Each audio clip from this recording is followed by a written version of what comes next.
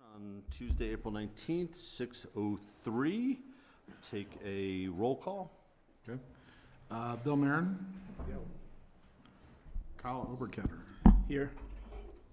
Gina Rossetti? Here. Eric Vozig? Here. Michelle Thibault is absent. Rob Levitt is absent. Cindy Hirschfield? Here. Thank you. We have a quorum, that's great. First order of business is to approve the minutes from March 15th, 2022. Any comments, questions, clarifications? Yeah, Rob actually sent in a clarification. There's a typo that has Bill Marin in there, but he wasn't at the meeting. So it's on page 5, and it was actually Eric talking, so need that amendment. Any other catches, questions? Motion to approve with? So moved. With the amendment? Do we have a second? Second. All in favor? Aye. Cindy, Wasn't want to there, abstain? so- Or you can abstain. I'll abstain from absence. Okay. Minutes carried. First, next item on the agenda is a public hearing and introductory meeting on the preliminary PUD application submitted by Possumco LLC on Parcel 5 of the Sopris Meadows Subdivision. James. Yeah, I'm gonna move back here and share my screen.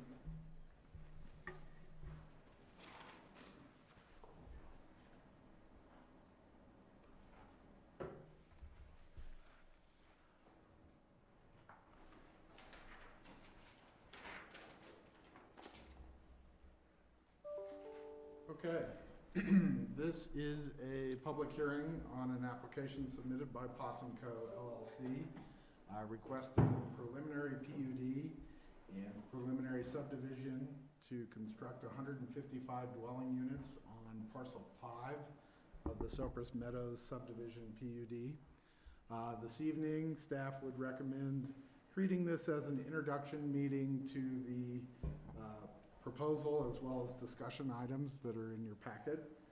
And as such, staff recommends hearing a presentation from staff and the applicants on the proposal and the discussion items, and then staff would suggest taking initial public comment as it is a public hearing, and providing initial P&Z comments and identifying if additional information is needed at a future meeting to make a recommendation.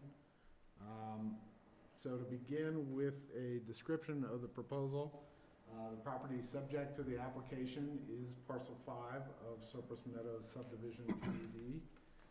It's a 12.2 acre property, and it's a piece of vacant land between the Willets Lane, which is running right here, and the Willets Lake, which is located right here.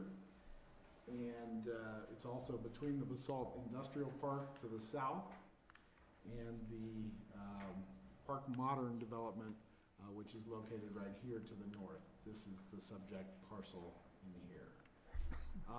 It is within the town's urban growth boundary and zoned R4 PUD. It also has a future land use designation of medium density residential. It's right here, with an affordable housing overlay. The proposal, as I indicated, is for 155 dwelling units in 9 buildings. And you can see the 9 buildings on the site plan that we have on the screen. 7 of which are proposed to contain free market units. And you can see the 7 buildings that are free market. And then 2 are proposed to contain affordable housing units. The applicants are proposing to construct a new access road that runs between the stub out of the road off of off of Evans Road right here, to come down and meet up with the additional road that comes off the stub out off of East Valley Road, which is Lakeside Drive, and they connect up here. The applicants have also proposed an emergency access to Willets Lane, but they haven't proposed to have public connection for vehicular traffic. In addition, the applicants have proposed to recontour and finish the lake as well as the trail around the lake. Currently, the trail stops halfway around the lake, as it hasn't been finished as of yet. In conjunction with constructing the affordable housing, the applicants have proposed a little playground area for use of kids in the development. And there are details on the specifications that are proposed for that playground in your application materials. In terms of dimensional requirements, the applicants have proposed to meet the dimensional requirements that are in the R4 zone district, except they proposed the building height to be 3 foot higher than the maximum height in order to allow for mechanical equipment. And this is similar to what is required of Park Modern.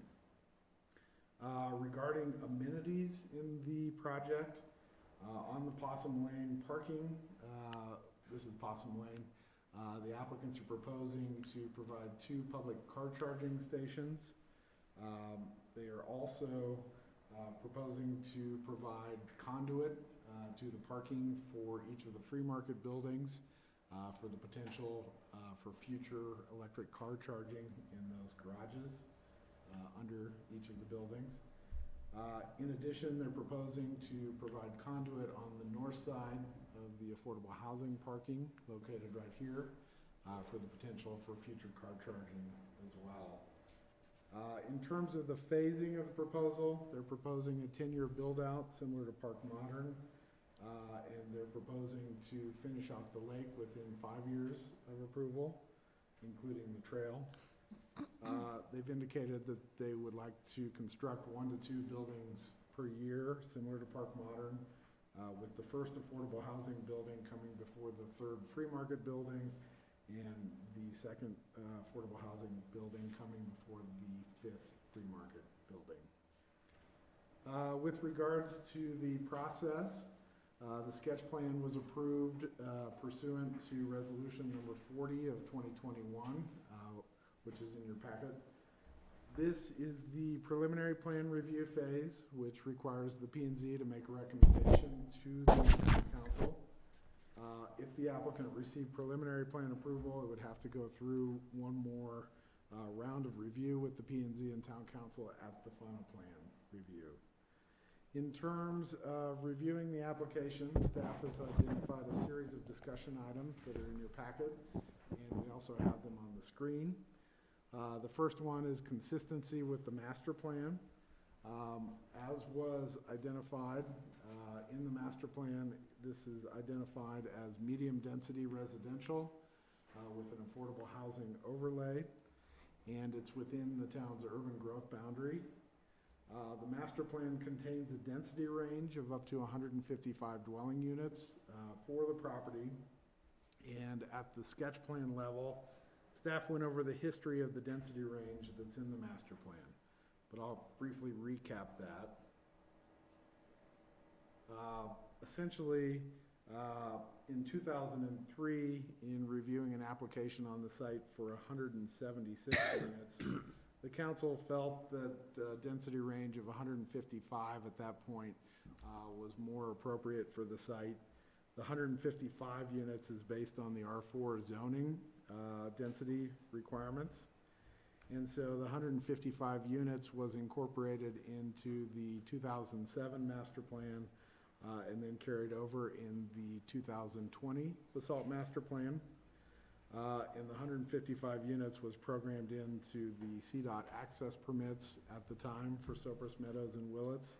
It was included in the transportation planning that was done for Sopris, Meadows, and Willits. Other discussion items included the dimensional requirements. As I indicated, they're proposing to meet all the R4 density requirements and dimensional requirements, with the exception of the height for the buildings, in which they're proposing to be 3 feet over for mechanical space, similar to Park Modern requirements. In terms of other discussion items, proposed affordable housing consisting of 46 units And they're proposing 23 in each of the 2 buildings. And it's proposed to be rental affordable housing. They've also proposed a 0.75% real estate transfer assessment for the creation of affordable housing. And this is on top of the 1% real estate transfer assessment that they're required to provide as part of the original Sopris Meadows approvals. The first building of affordable housing is proposing to meet the Category 2 requirements. And so that would be this building right here, AH1. The second building is proposed to house the missing middle. They're proposing to house individuals and families up to $250,000 incomes with max rents equal to 30% of their incomes pursuant to the addendum that's in your application. They're proposing occupancy priorities of people and individuals working in the Mid-Valley arts nonprofits, as well as Mid-Valley healthcare organizations serving seniors, and Mid-Valley teachers and daycares, in addition to the town's normal affordable housing priorities that are in the guidelines. The Basalt Affordable Community Housing Committee has begun their review and determined that the units that are proposed meet the town's affordable housing livability requirements, they meet the size requirements, and they meet the storage requirements of the town. However, they are still in the process of reviewing the proposal to house the missing middle, rather than mitigating with the Category 2 requirements in the code. Bach is scheduled to meet again before the Planning and Zoning Commission meets for a second time on the application. So at that second P&Z meeting, staff can better detail the Basalt Affordable Housing, Community Housing Committee's recommendations. Other discussion items include the traffic and access. The applicants have provided a traffic report in the preliminary plan application. During the review, staff has had Charlier and Associates, who's traffic consultant that the town has used before out of Denver, do a third-party review of the traffic study and provide comments. Charlier has recommended that the applicant do traffic counts to see how they lined up with the projections in 2015 in the traffic studies that were done for Willits. And so the applicants have done counts in September as well as in the winter, and they've updated the traffic study for preliminary plan, and their general conclusions are that the intersections would still operate at an acceptable level of service. And you can see Charlier's comments in the packet materials. Charlier has recommended that the town consider transportation demand management strategies and requirements, like bike share, bus passes for tenants, and car share infrastructure, and that they continue to do the seasonal traffic counts to continue to compare how the traffic study kind of lines up with real actual traffic. And so staff is expecting that these will be included as draft conditions for a future conditions that staff will put forward to the P&Z. In terms of access, the applicants, as I indicated, are proposing the through road to Evans Road and a connection there. They've proposed to connect up to East Valley Road through Lakeside Drive, and they've proposed an emergency access connection right here onto Willits Lane, but not a full vehicular connection. In reviewing the preliminary plan application, the fire district, the police department have recommended and encouraged having full access at the 3 different points. The applicants have indicated that they would be accepting of doing the full access at Willits if the town required it, and I'll let them speak a little bit more to that as part of their discussion. Other discussion topics that came up at the sketch plan level and that are included in your preliminary plan include the applicants were required to provide a traffic calming plan as part of the preliminary plan application. The traffic engineer for the applicant group has indicated that traffic calming is not warranted. That said, if a full Willets Lane access is required, then the engineers, both the applicant's engineer and the town engineer, have indicated that this would have to be a three-way stop in the center portion of the development, which would kind of lessen the need for traffic calming. Charlier has recommended that at build-out, it be monitored whether additional traffic calming would be needed and require that the applicant retroactively install it if needed. Staff still thinks that there's a need to explore potentially some additional traffic calming in this area. Could potentially be a traffic table, speed table, but that will be a discussion item for P&Z and council. Other topics included the Parks, Open Space and Trails Committee review. They have agreed with the proposed trail improvements in the area. The applicant is proposing an 8-foot wide trail to connect up around the lake with the existing trail. They also propose trail access that connects up to the sidewalk along Lakeside Drive and carries over to Willets Lane, as well as there's access on sidewalks on the Possum Lane connection. Post also reviewed the idea that came out of the sketch plan review for the potential to create a small beach lake access point, and there was a diagram that was in the application. This actually came out of staff's review at the sketch plan level, the concept of potentially having the beach and lake access point. Staff, at the suggestion of Post, put it out to the different HOAs in the Willets area, and the comments that we have received from at least the Lakeside condos were not real supportive of the beach area.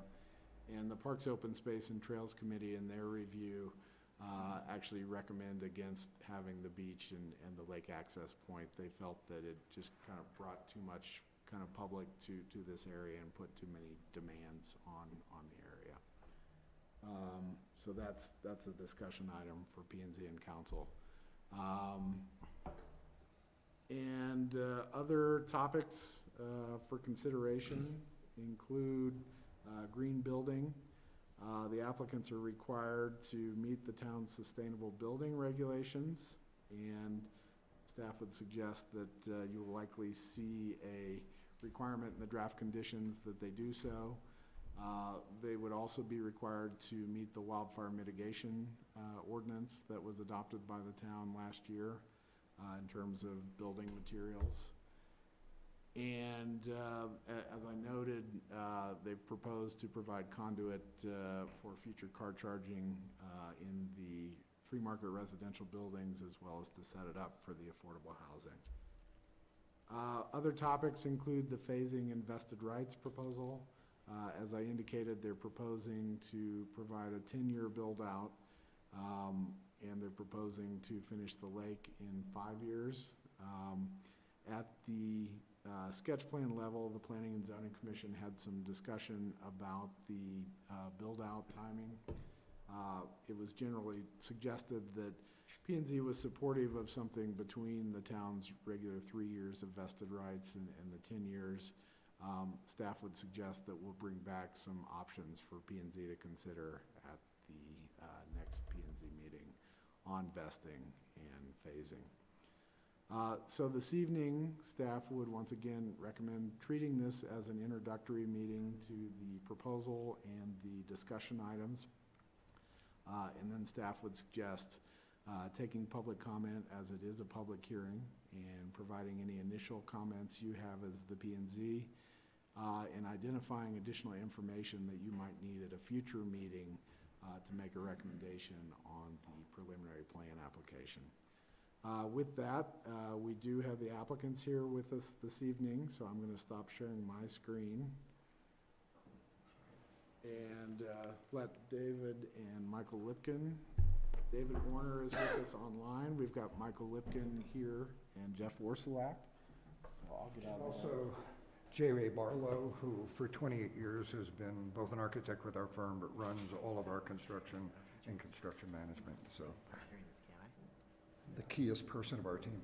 Hey, James did a thorough job, I think, talking to you guys about what we've been doing since we last saw you.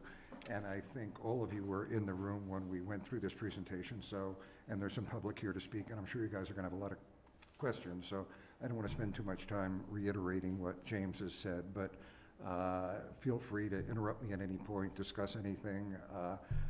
But I can tell you pretty quickly that it is now 25 years since we started building the residential neighborhoods of Willits, and I think you guys know it's the last piece. And it's, you know, it's been an exciting process for us. Jeff, is there a pointer that I should be using? Yeah, you can use, hold on, Yeah, just middle button, Thanks. Michael. And I'll just say a couple of things. One of, I think, the most satisfying aspects of Willits for us has been this linear park that runs through here, and of course the soccer field, the half the trail of the lake, around the lake, and the prospect of completing that is a big deal for us. You know, one of the nicest things about Willits is probably the efforts we have made to successfully landscape Willits.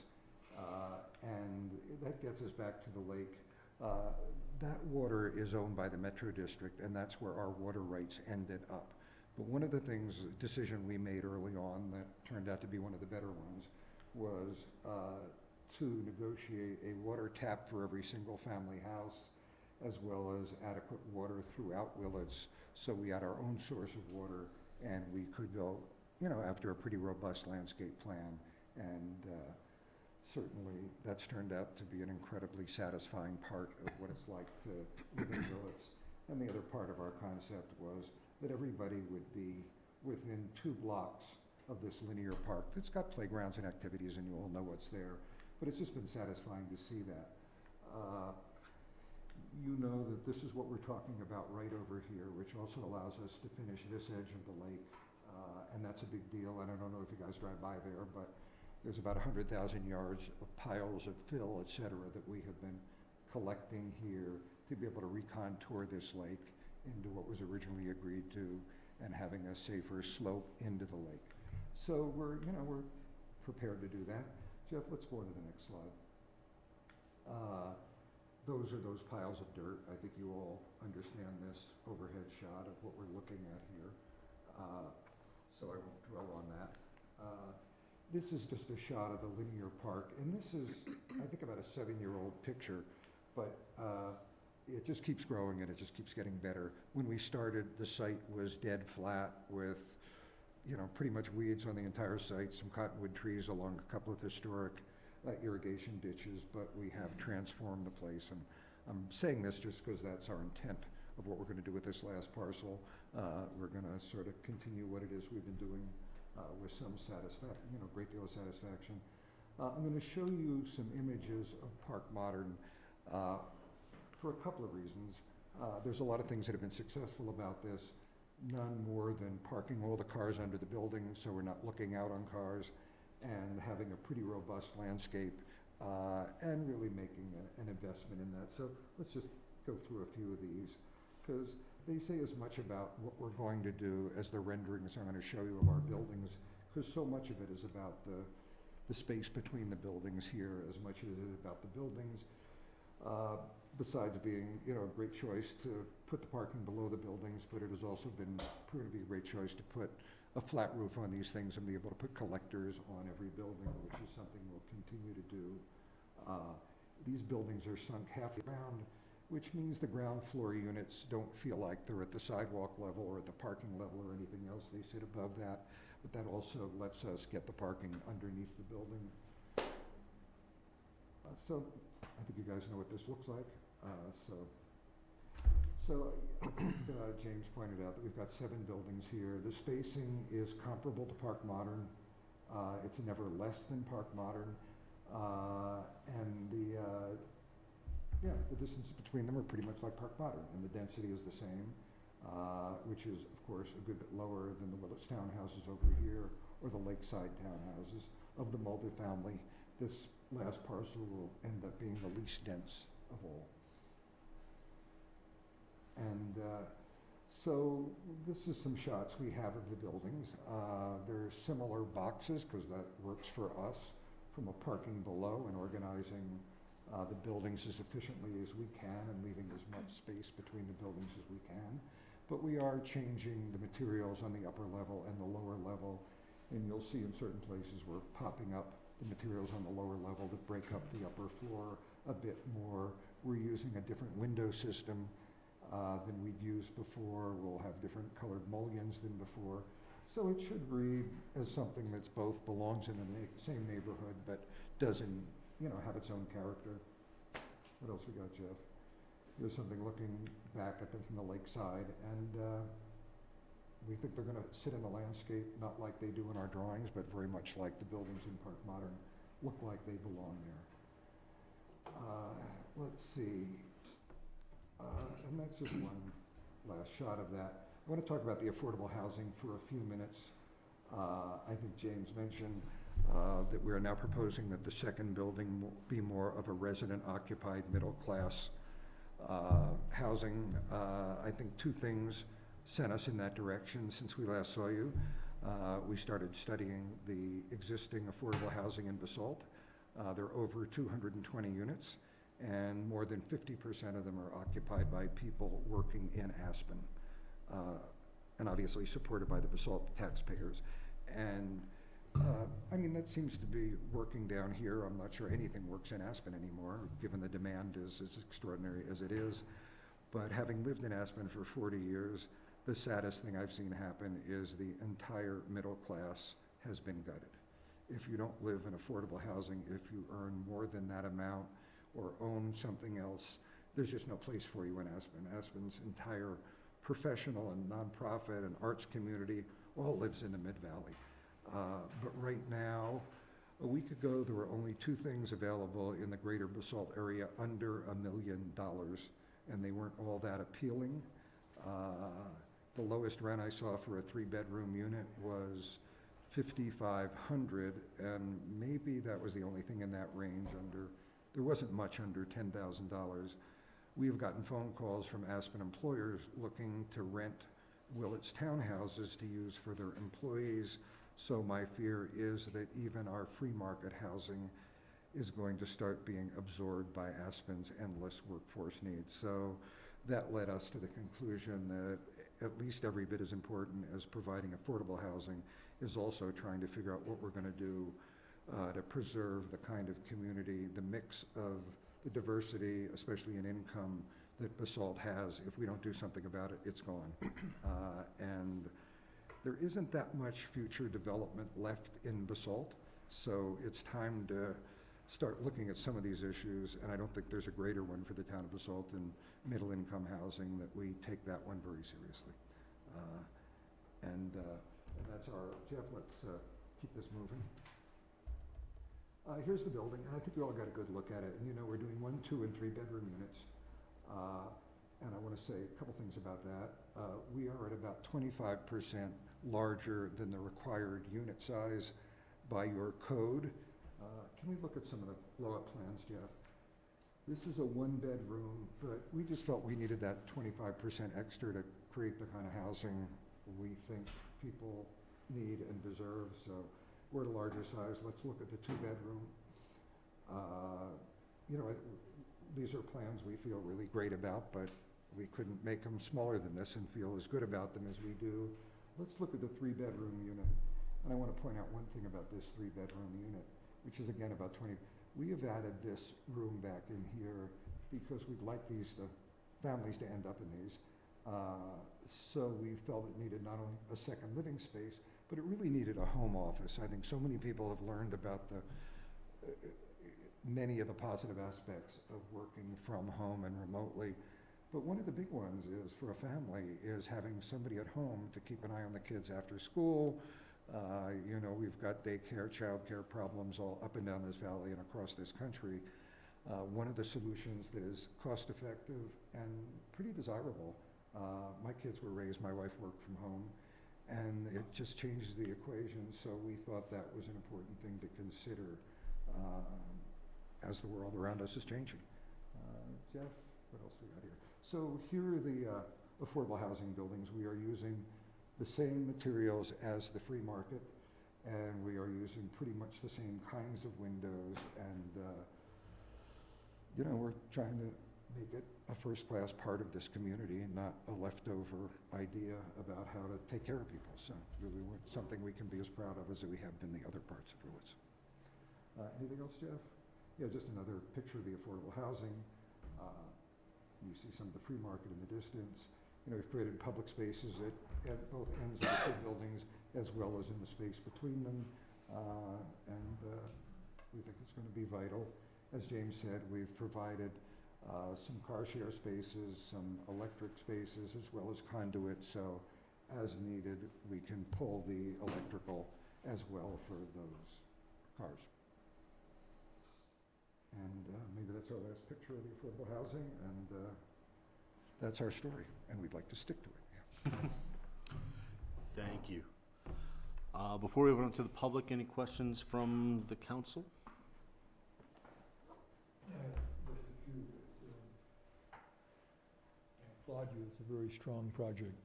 Thank I you. have just a couple of questions that I don't know whether you or James would want to answer to it, but the lake itself puzzles me just a little bit. As you know, we've received several letters from some of your proposed neighbors, and one of them referred to the lake and was concerned about the swimming, et cetera, and the activity that goes on. Is the lake yours? No, the lake, it's yours. It's all of ours. It belongs to the town of Basalt. Pardon me? It belongs to the town of Basalt. Okay. Has there ever been any information leaked or set out on purpose that this lake was going to be open for swimming and not just for wildlife? I was a little, I don't know how the conversation has evolved, because we haven't really been part of it other than the town was interested in exploring it. And I think when we did that little sketch you saw and worked with our engineers on it, it seemed like it was more of a kids' play area on the edge of the lake. It seemed like in the conversation I heard with Parks and Open Space and with James, the idea really was expanding to maybe be some, paddle boarding and other uses. I guess the reason I'm asking is if that now is it private property, but it's public property, so that Right. anybody can come in and go swimming on it or have a party there. Let me explain a little bit more on that.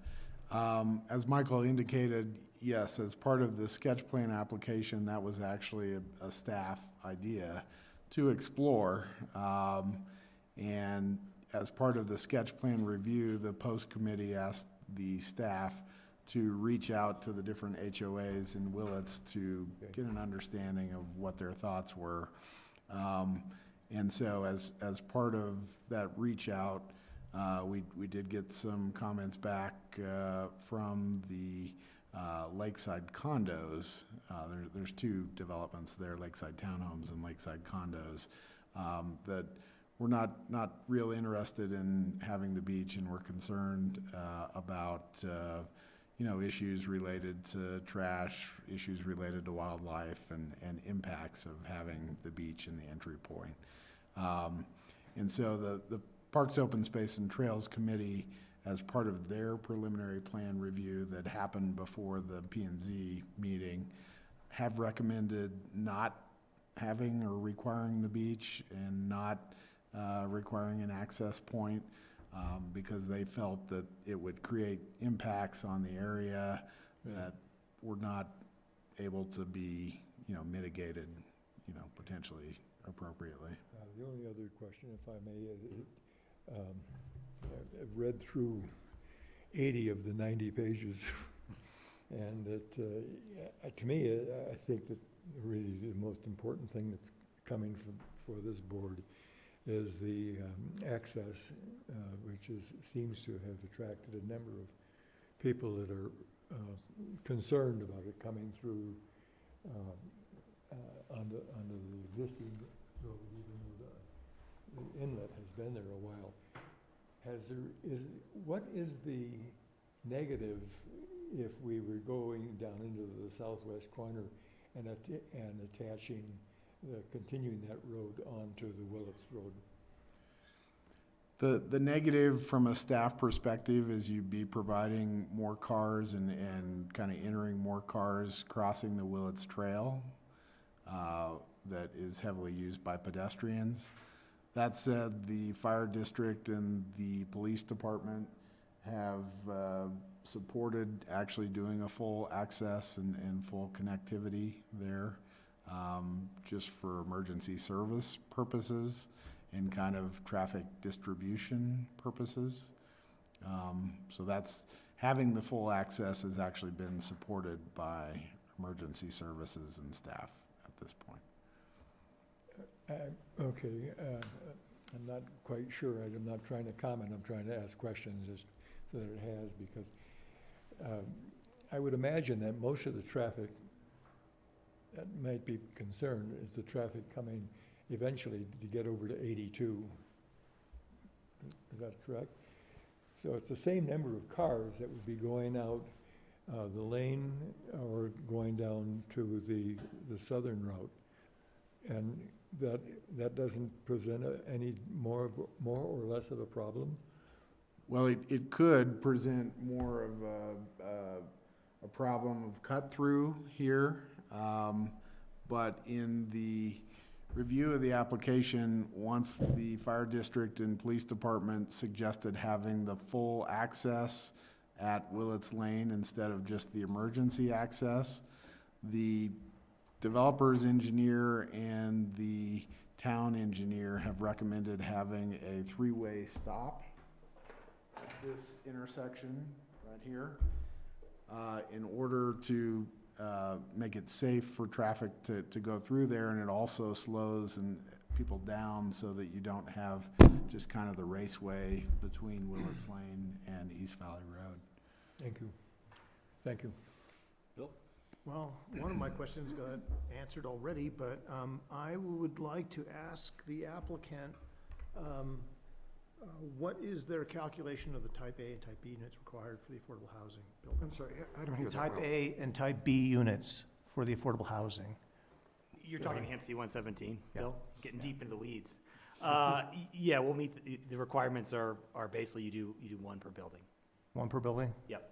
Of just type A? Type A, and then type Bs can all be, So all of them are now required to be type Bs? everything's type B, and then you get one type A per building. Okay. Good. I'm good. Kyle? I guess for the applicant, would you consider making one of the affordable buildings a for sale product? Deed restricted for sale? No. Okay. Would you like me to answer why? Are we in that process? Sure. Okay. You know, one is they haven't worked in this valley for any number of reasons. One is over time, they have not gotten the maintenance they have needed, and Aspen is looking at that with Centennial right now. You know, the 3% allowable increase in price for those units is well low below what a mortgage costs you. So it's been a lousy deal for the people that have bought affordable housing because values haven't gone up with real estate anywhere in the valley, in the state, or in the country. The country over the last 50 years has averaged about a 5% increase in the value of residential property. So those people have been falling behind, and now we know we have a lot of people living in affordable housing units in Aspen that are not in a position to move anywhere because they can't afford anywhere in this state, because even the prices in the less pricey parts of the state have gotten ahead of where they can sell their affordable housing for. So Aspen now is dealing with this issue of what do we do that something like a third of the affordable housing is occupied by people that are no longer working and filling the requirement of their sale, because they basically have nowhere to go. They're part of the community. Nobody wants them to ask them to leave, but it ain't a great investment. One more, I've been doing some homework on this. One more interesting data point is the stock market has averaged a 12% per year increase over the last 50 years. And if anybody's interested, I can supply this data and information because it's pretty interesting. But so if those people we put in affordable housing were renting and took that money they used to buy their unit, instead of having a 3% annual increase and find themselves in a hole, they would have been a whole lot better off putting that in the stock market or just about anywhere else. So it's kind of a lousy deal. And the rental projects over time in Aspen have fared much better because the landlords have had the money to improve the properties where they're needed. One other thing, in the 2008 through 2011 recession here, people that had rental properties, they left town. They went back and lived with their parents. They went somewhere else. They went somewhere because we didn't have an economy to support them. The people who own their units didn't have that flexibility to move around. So, there's a myth in this country about home ownership there's getting to be a lot of pushback on it because it's not necessary. Our workforce has gotten far more mobile too, and even in the last few years with the pandemic and remote working, people are moving around a lot more. They don't have to be in the same places. So the average young person is more likely to move now, by, I don't know what the number of years less, but it just doesn't seem to be a really great solution. So that's sort of my perspective on this one. So if we didn't have an appreciation cap, would that be a different answer? Possibly. Listen, I'm willing to have, I think Basalt desperately needs to have a wide open conversation about what we're not getting done with the current housing code and what would be the best way to serve this community. One thing I can say, it's really hard to have a building that has a combination of rental and sale in the same building. And is sale important or, when affordable housing started in Aspen in the late 70s, it was not that expensive to provide affordable housing, and the businesses were all locally owned, and so the money stayed in the community. And the whole affordable housing thing has gotten so expensive just to build a unit. I think we all have to think about how we get the best opportunity out of that, or is it, the original idea in Aspen, it was sort of transitional housing too. You came, you spent a while in that, and then after a few years, you either moved on to somewhere else or you found a way in the free market to stay in the community. None of that is simple anymore. So, I'm happy to have any kind of conversation and use these in the most Basalt-centric way that has housing for people that don't come down at night, go to sleep, and leave in the morning. That's not the community we want to build. And I think we want a lot more diversity than an awful lot of people who work in hospitality, construction, and real estate. I'd like to think if we think about the mix a little differently and what that housing ought to be like, that we can come up with something that keeps a middle class in this community. And for me, I'm not sure, I don't think ownership is an advantage. I think it actually creates problems and is more likely people will stay in that housing forever rather than use it temporarily and move on and keep the mix happening. But I do think the workforce today is a much more mobile one than it was 20 years ago, and rental services that.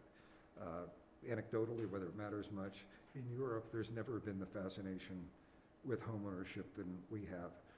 There's typically, across the board, about twice as many people choose to rent in Europe rather than live, rather than own.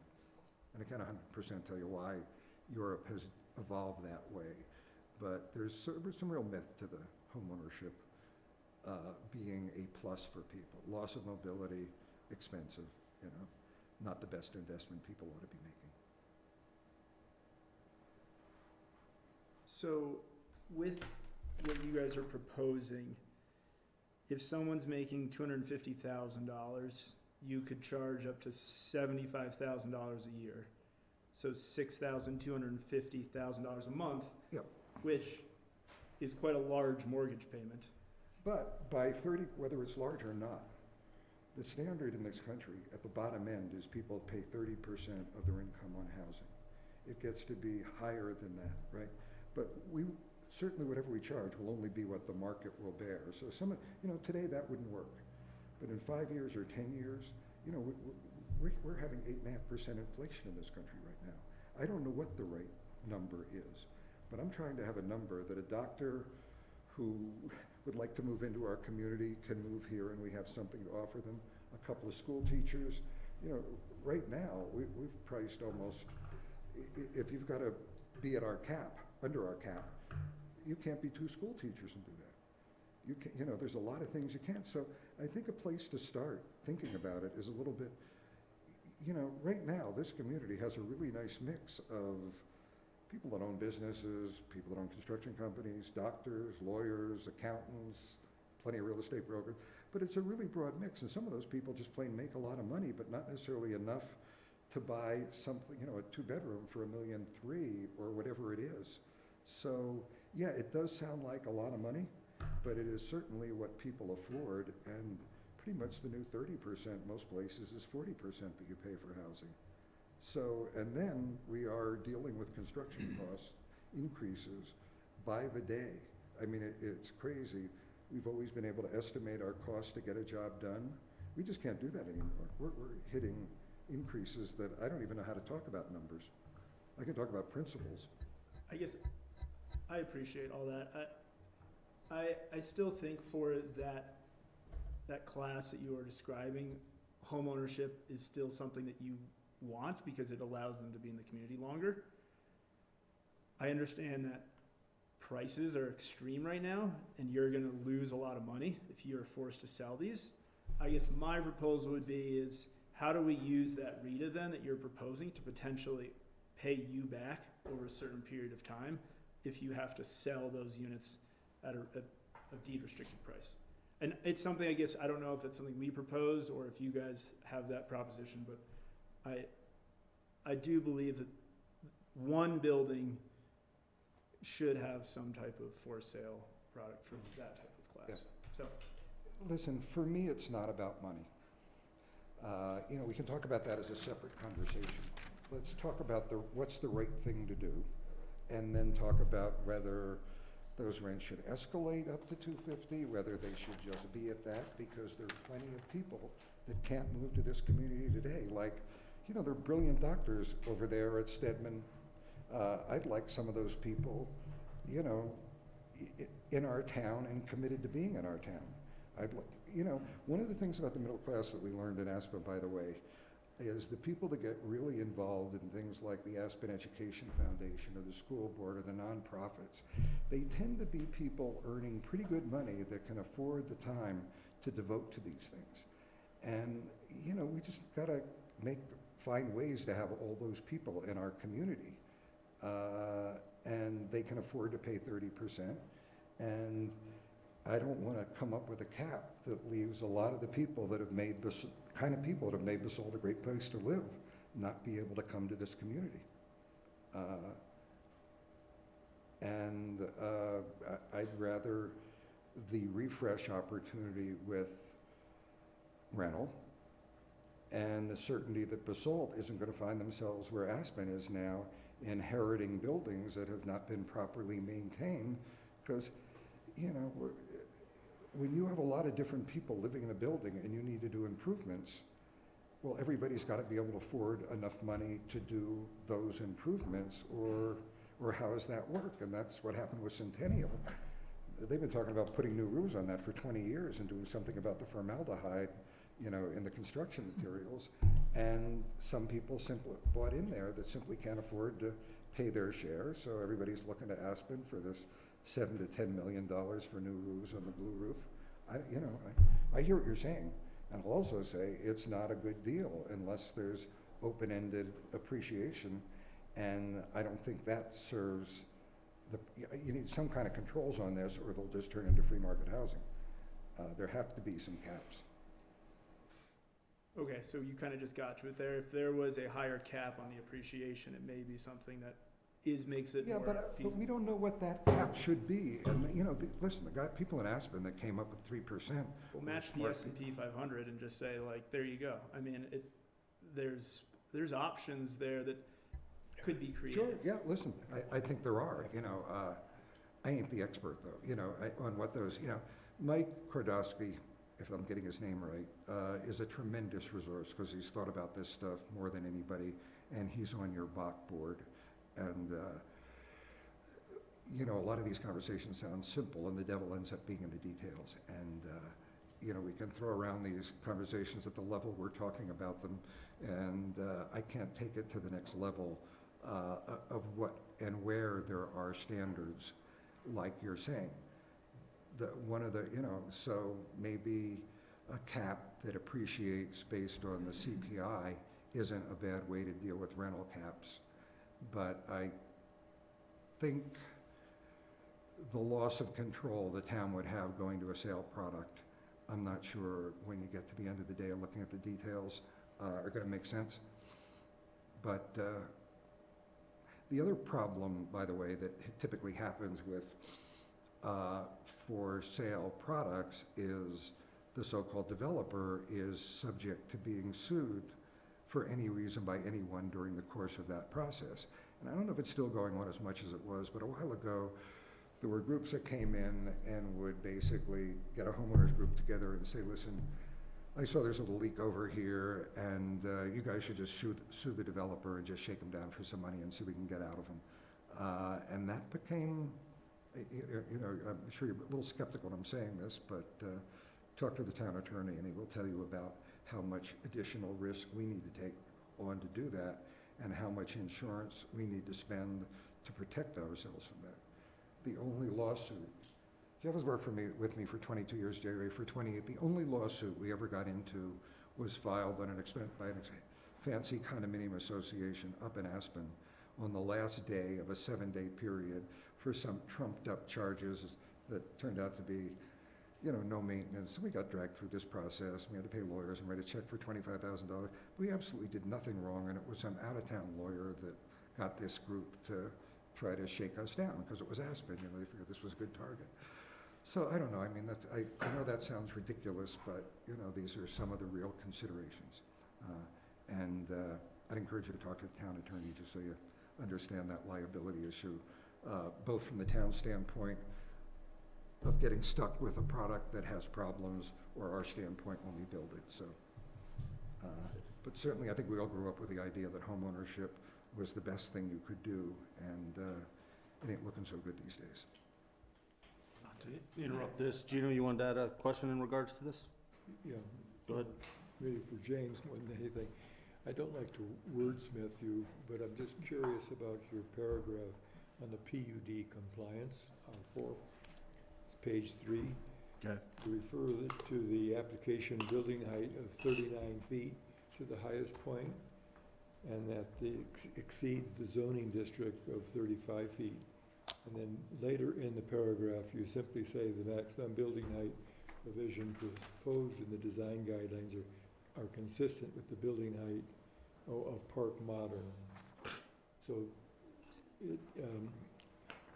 it's one of those loopholes again. I just wonder if you were dancing through it, or that's the end of it.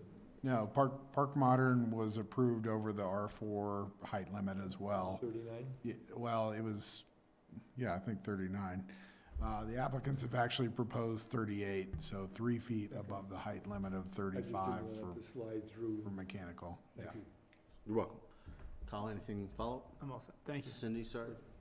I had some questions about the affordable housing too, a lot of which just got answered in our discussion here. But my one is, I guess after 2 of the free market buildings go up, then one of the affordable housing buildings will go up. I wondered did you have one particular one in mind, whether it would be the You know, I gotta lower say, priced we're or the really middle class one? flexible on this topic, right? We're really, you know, we know there's a code in place and that isn't gonna get the job done for the future we need. So we're open to that. I mean, right now, I would say the demand, I guess if I were sitting in your seat, I'd say build the RO, because that's what I'm most worried about losing, and even say, let us know if I were you guys, I'd say, let us know 6 months before you're ready to build the next building, and let's see if maybe we should have more RO or more, standard affordable housing. I don't know if Basalt wants to start thinking differently about rolling over the leases that are now to Aspen businesses.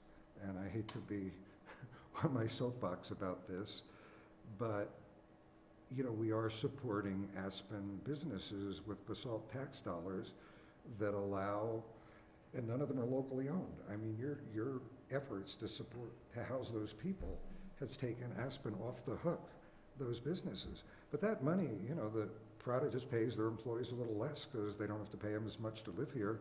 And that money all goes to wherever it is, Milan or somewhere, or Chicago, or wherever the owners of our biggest businesses are, the Ritz, the whatever. They're the beneficiaries. The people that live there are not the beneficiaries, the employees. Let's be clear about that. They're getting paid as little as those people can get away with paying. You know, that's what employers want to do. You know, these are tough conversations. You know, they're not obvious, easy answers, as you can tell. We've thought about it a good bit, and we're happy to have any part of this conversation with you guys, with council, and figure out what the right way to do this is. I know I'm increasingly, I thought we were doing an affordable housing project now, and now I believe we need an RO project and find a way to make that work. And of course, RO stuff probably ought to pay a RETA, just like sales stuff does. You know, which the town doesn't do on it's only on a sale product right now that there's a real estate transfer assessment. Should that be on rents? Should it be on rents for RO? I don't know. I think there are a bunch of tools out there you guys can consider, but please figure out how to keep the middle class in this community. And that's the least amount of change you can have. So that's my pitch. Staff, after talking to Bach and finishing the Bach conversation, can come back to P&Z with a recommendation on which building or which building type might, I'm just curious. should come after the second building. What's up for now? On that subject, one question, why $250,000 is the cap? It just came out of conversation we were having.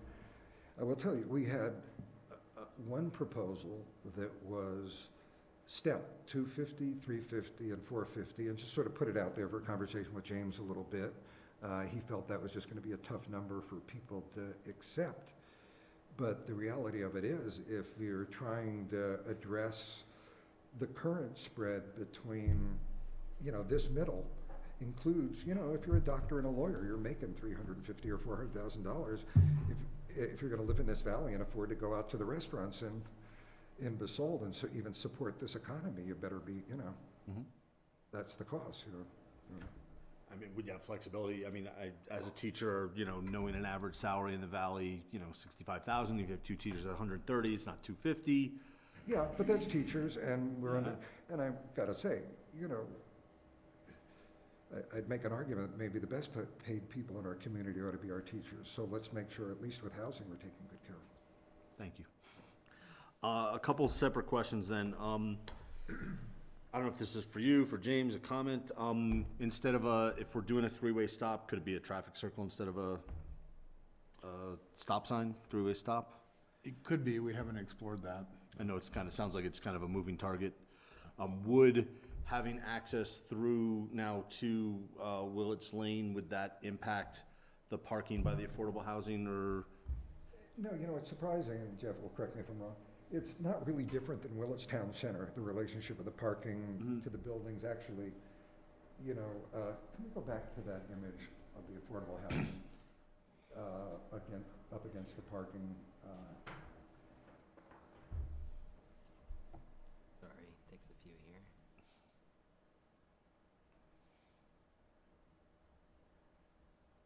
Well, One more. let's see. I'm sorry. Yeah. This is the closer building, this is the further building. If you look at like the Ski-Co building, that's right up against the sidewalk. That doesn't have that green zone. I think that's about 15 feet. This one is about 30 in front of this building. And, we're gonna landscape those, and, and then there's landscape across the street. So it is just one more street, and, as somebody who spends a lot of time at Park Modern, there's just not a lot of traffic, despite what people would like to suggest. 90% of the time I drive the section of Evans Road, I don't see another car. There's just not that much traffic that any of this stuff generates. The affordable housing will probably, because it'll be more densely occupied, more consistently, it'll probably generate most of the traffic right there, so we'll see how it works. Doubling quickly back to the affordable housing, sorry, I forgot a question I wanted to ask. Have you had any conversations with these community groups you want to reach out to, or is that just going to be what you're going to do? Within, you mentioned having community groups, oh yeah, well, renting blocks or... we're involved with TACAW, and we know pretty soon, we're having trouble figuring out where those people live. We also know that we need to control some housing to control our future. So what might not be perfectly clear here, we want certain nonprofits that serve the community, that are well-established and solid, and we gotta come up with a way to vet it, to be able to own a unit and use it for how they choose to for their employees. Now, we know at TACAW, we may wanna bring a choreographer in for 6 months to work with us on a project, or hire somebody from out of the area, because that's the skills we'll need as we grow, won't be local. But, we're seeing it happen all the time. People hire somebody, they love the job, they love the opportunity, but they can't find a place to live. So the organizations that are really important to us, like teachers, some of the arts organizations and nonprofits, and housing for seniors so they can age at home, which I think is something we owe our seniors in, now that I'm getting to be that age, in this community, that they can stay at home and there's somebody to come take care of them and help them live at home who's not going to drive over from Rifle or Grand Junction. People only take as good care of you at the end of the day as you take of them, and that's why we should take our affording housing opportunities seriously, and we should also make sure we're not just putting that product out there, but targeting the people we know that will make this the complete community we'd all like it to be. Getting into some of the green elements, I appreciate your willingness to meet the green code. Have you talked about making these all electric with some of the movement that's happened in the Ski-Go property and some of the other properties in the valley? Yeah, the only electric we have, the only gas we have are fireplaces and cooktops, it's hard to get a sense that I would like to go all electric. And it's just tough because we keep asking people how they feel about it, and most people are pretty darn negative about not cooking with gas. I'm a believer that gas in our home isn't nearly as safe as we once thought it was. I think people ought to be able to learn to do this, and I would basically not make it a developer issue, because the economy is telling me don't do it. But if the town of Basalt does what I guess Oakland has done, and I guess other cities are looking at, just tell us we can't do it anymore. I mean, we did it with fireplaces in Aspen and wood burning. I don't know what to say beyond that. That's We'd fine. rather not be the guinea pigs, but I understand all the arguments. Fair enough. Have you given consideration, I know the Valley's making a real big push with composting collection. There's a big story in the paper about the increase in compost collections. I do know multifamily units are some of the hardest to collect. So I don't know if you've given consideration to collection systems within the buildings or giving up a parking space or something? I know, that's kind of a Yeah, question, yeah, comment, I Yeah, guess. Well, no, I applaud that question. Mhm. I compost in my house. My wife grows all our greens year-round, either in a grow room or outside, and we use our compost, and it's incredibly satisfying to eat fresh stuff, so. But we all ought to be composting, and let us just come back to you in 2 weeks and respond to that. Okay. I fair think There's a good reason not to. And then, last question, one of the letters we got, and a concern I have too, is the wetlands on the lake. Yeah. How would you protect them, keep them from being impacted? Obviously, you're gonna have to get in the lake to do some work, but how can you protect those? And knowing that, if you finish the trail around, how do you still maintain that? First of all, we don't have a choice, but I don't know how we're doing it. Okay. But I think Yancy and Stephanie certainly know how that works. We worked around these wetlands, 25 years ago when we got started, and, they're federally mandated wetlands. They're not just like a neighborhood amenity, so. Okay. That'll be part of our construction management plan. Perfect. Thank you. Appreciate the comments and the time. Can I have one more thing? Yeah. If they didn't have the RETA, what would be the requirement for the affordable housing? Didn't have the RETA, it would be 25% of the units and 20% of the square footage as affordable housing. With a RETA of 1.5%, you can go to a 15% of the units and 15%. And that'd be 21 units. Right. And that would, of course, be the cheapest thing for us to do, is do the 21 units and pay the 1.5% RETA. Right, I mean, I guess there's still, yeah, and it's more if you were to, within this agreement, it would require them to do 46, or they could still pull back and do less, go back down to the, I guess my question is, what I'm getting at is that, is this RETA, it kind of goes back to the project across the street and applying a RETA and taking away affordable housing. What are they getting locked into with this PUD then? Well, you're in a PUD, so it's a negotiation to a certain extent. The project across the street, BCC, is not a PUD. They're going through the CSC Zone District review, which has flexibility kind of built in. So it's a negotiation in the PUD for this project, which kind of gives them the ability to ask for adjustments in the affordable housing as well as the applicant group. So, I can get back to you with maybe a better answer from the town attorney on how much flexibility there is. I guess maybe it's not that difficult then. If within the way this would be framed, they would be required to build 46, and there's no way for them to build less. Well, their proposal to this point has been to build 46. If they adjusted their proposal, it would be up to the Basalt Affordable Community Housing Committee, BOC, the P&Z, and council to consider whether that reduction is appropriate based on the code requirements that we have in place. Okay. But the baseline requirement, the standard, is we could pay a 1.5% RETA and build 21 units that are 80% the size of the units we're proposing. That's what theoretically the code would allow us to do. Right, I understand that. Okay. I'm just trying to understand if you have that right after this agreement, if that right still exists to just reduce later if you go, construction prices are crazy and I can't afford this anymore. Oh. That's what I'm trying to get at. Okay. Once we have our approvals, we don't have. They'd be locked in. Into that 46, okay, approvals. just making sure. If there are no more questions, we will open this up to public hearing at 7:13. I'm gonna have James read the online instructions for everybody. If you're in the building, you can come up, please state your name, where you live in town, and please keep your comments or questions to 2 minutes, please, at most. We're gonna get that stand from behind you and put the microphone on it for public comment.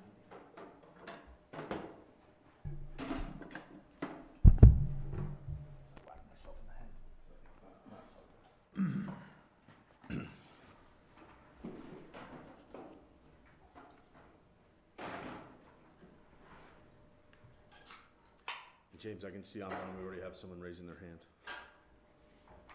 And Jeff, if you could please stop sharing your screen so we can see who's on Zoom.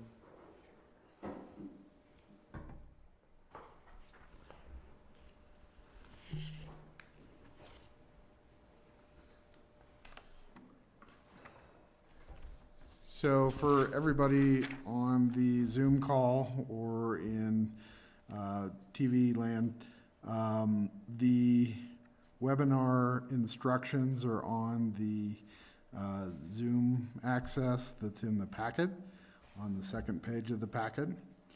And you can either click on the link to join the webinar, or you can call in, and the call-in number is 669-900-6833, and the webinar ID is 878-910-1830. Do we need to read these into the records, or they're already admitted into the record, the emails we've received? I'll admit them into the record after we have Great. comment. Thank you. So again, just repeating the instructions, if you want to make a comment, please come up, state your name, and we'll give you 2 minutes. Like I said, James, someone online did have their hand up. Why don't we start with in the Sure, room? we'll start here? in-house.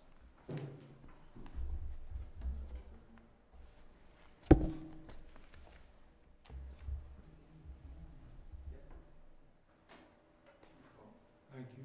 Thank you. I want to address you, our city council, that represents Basalt and represents Willits. I'm sorry to interrupt, your name, sir? Sorry. Oh, pardon me. It's okay. My name is Guy Pisano. I live in Park Modern, Thank you, guys. Building 3. And I've had a nice relationship with this gentleman. Thank you. But I do want you to know, as a citizen here, and maybe some of the rest of us, we depend on you to make good decisions with this. So with that being said, I know for a fact, because I watch the financial stations every day, this country is booming with people wanting to own a home. They want to be homeowners. They don't want to be renters if they can avoid it. They're forced to because they can't afford to buy a home. I really believe if this project's approved and the housing for employees, which is referred to as affordable housing, that housing should be available to purchase. That's my first priority. Secondly, I want to remind you, this is a massive project. If it goes through at 155 units, you're talking about 300 people, 200 dogs, 200 cars. Are these cars going to be parked underground? Are we going to look at them all? Is it going to contribute to the character of Park Modern? Is it going to continue, even though it's a different type of housing? So I really asked you to please represent us fully and take a hard look at how this should be. Thank you. Thank you.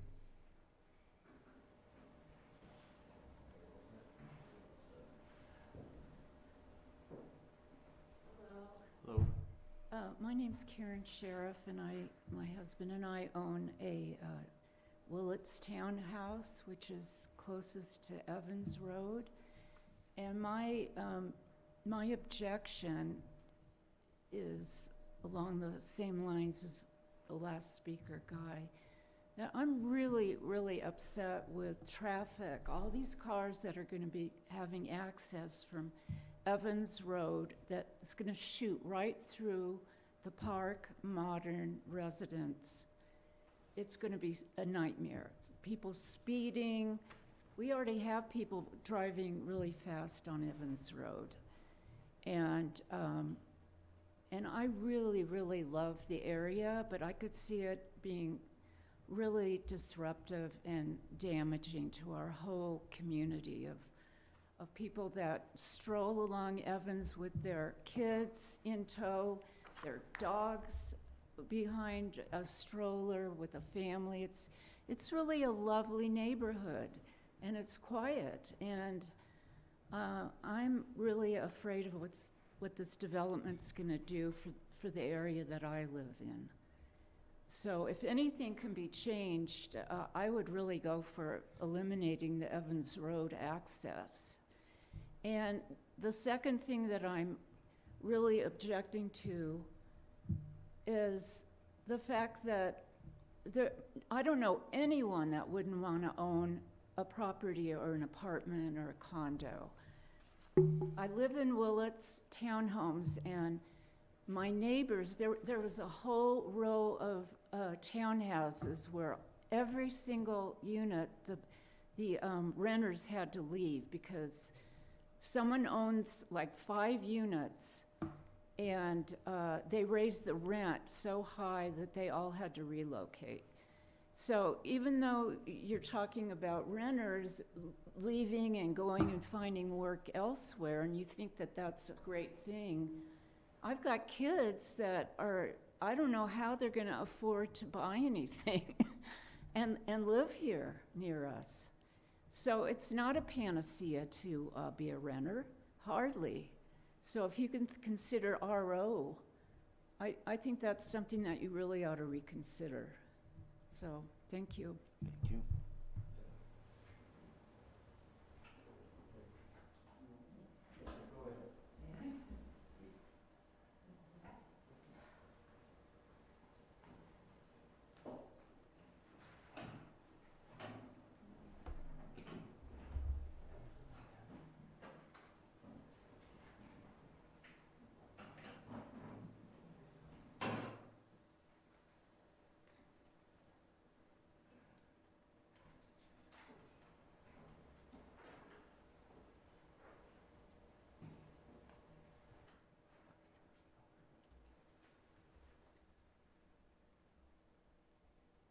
Good evening. Hi. My name is Mary Photo, and I live in Park Modern in Building 2. I know that you have seen correspondence about the green space at Park Modern and the fact that we are asking that you preserve it rather than pave it over and put a street there. I think that we have given you very valid reasons to at least consider it. And lady and gentlemen, I do have to say this, and my company was with a very large corporation for 39 years. And the man that headed us, Leonard Schaefer, he made sure that we understood that even though our audience may have something different, may have arrived here with a different need, that we address it and we don't just ignore it. So Jane, I'm going to call you on the carpet first, because you know that over 100 of us wrote about the green space there and leaving it in a park-like setting with all the gorgeous trees that are there, and that might not be the really best proper entrance for 155 units. I'm going to ask you, because what the gentleman just said is my plea as well. You all represent us, and our only chance of getting some representation is that some of you take the time to listen to us or read what we've written and consider it. So thank you very much. Thank you.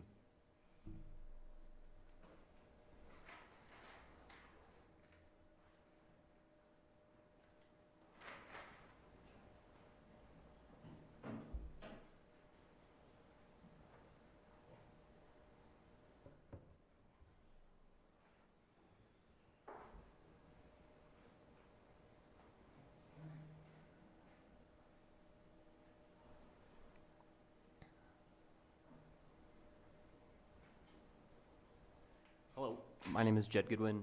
I live at Lakeside Condos. I am the vice president of the HOA board of directors there.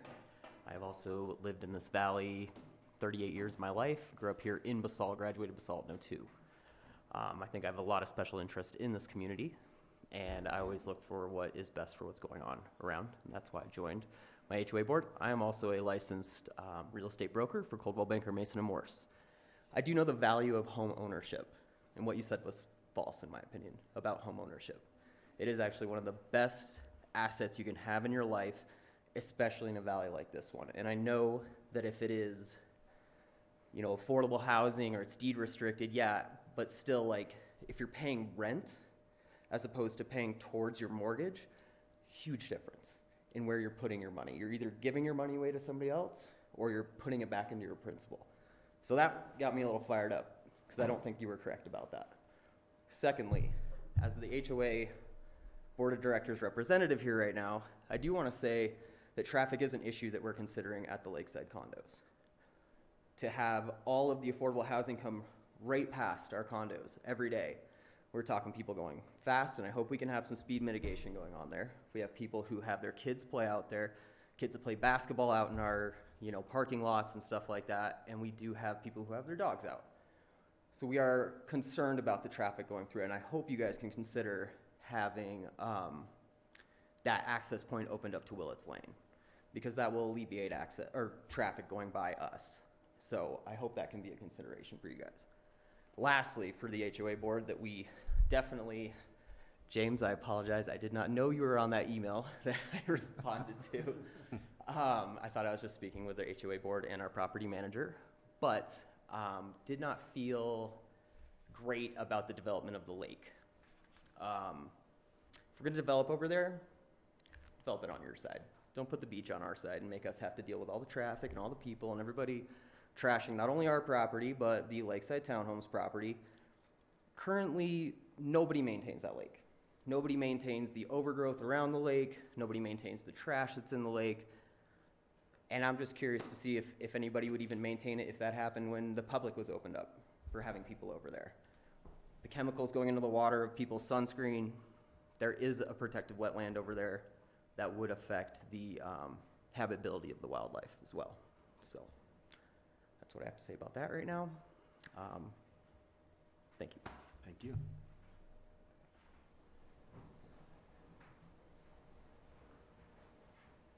Good evening. My name is Jorge Fuentes. I live in Park Modern. I'm a neighbor of Mary's, the lady who was eloquently talking about that green space. A bunch of us agree, like she said, over 100. It's more like 200 people signed a petition where we would like for that space to be preserved, as there is enough traffic flow, or even better, a more logical way would be from Willets Lane and from East Valley Road, which is the existing, I think, shown in the blueprint. That's the access point, and then the other one to Willets Lane is being considered some sort of an emergency access. Those two access go into bigger roads than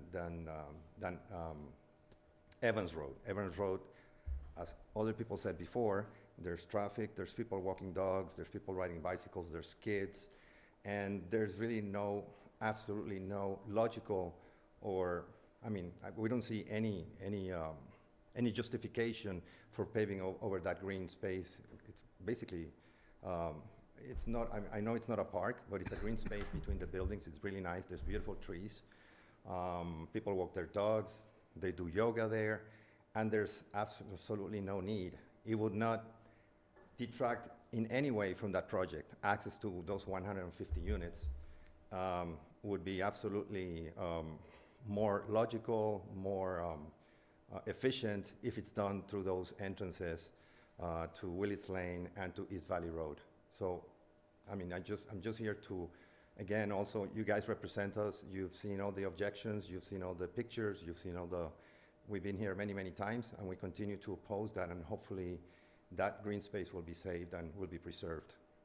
Thank you very much. Thank you.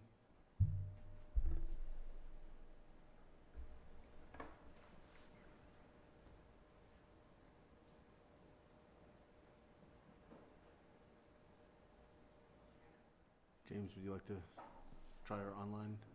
Yes, let's flip to the online here.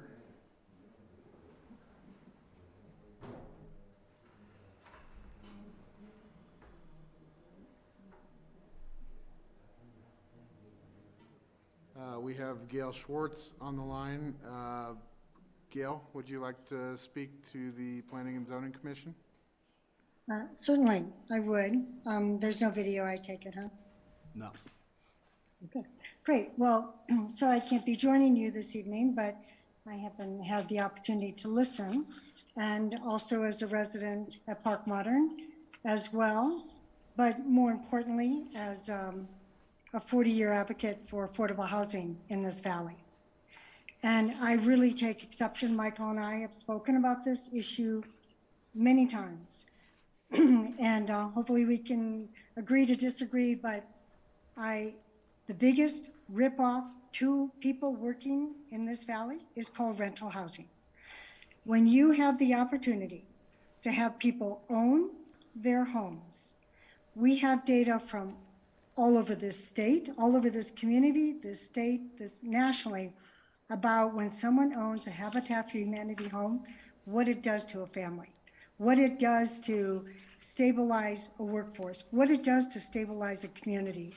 And when you think about the fact that individuals and family not only are earning equity, but with the cap, and the caps in the deed restrictions typically are either CPI or 3%. In most instances, it's whatever's lower. It could be whatever is in fact higher.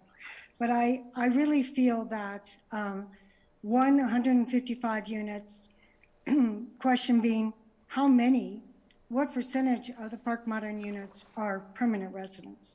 And if we're talking about building more homes and more density for absentee owners, I think it's, the last thing that Basalt needs is that we need workforce housing. 46 homes for our workforce in at least one of the buildings being for sale with a cap of 80 to 100% AMI.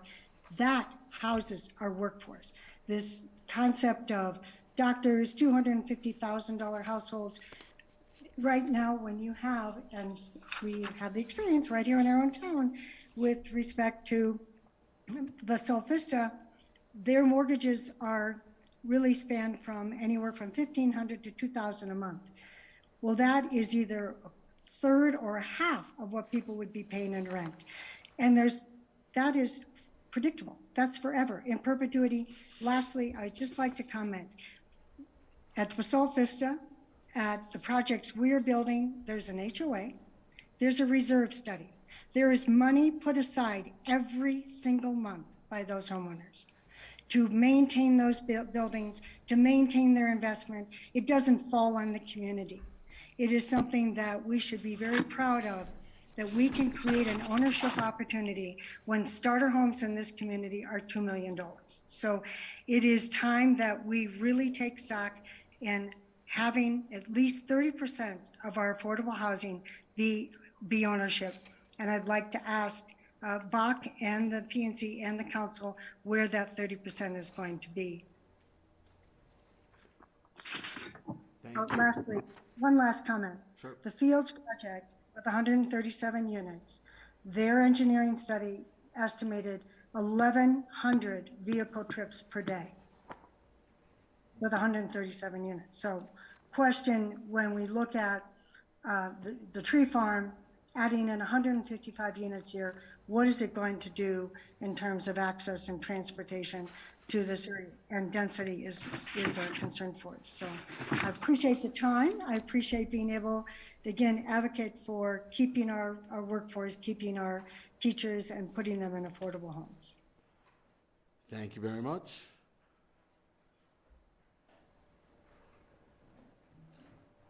As it doesn't look like there's anybody coming up to say anything else, we'll close the public hearing at 7:33. And we'll open it up now to commissioner comments. We'll start with Cindy.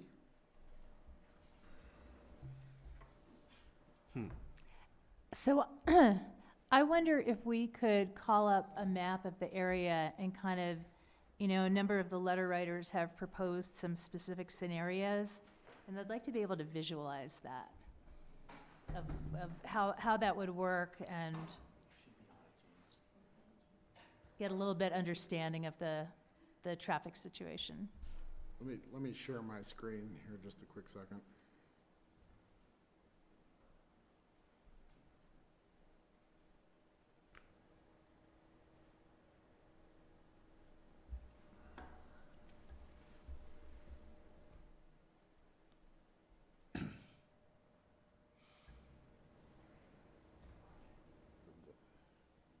It's on the tip.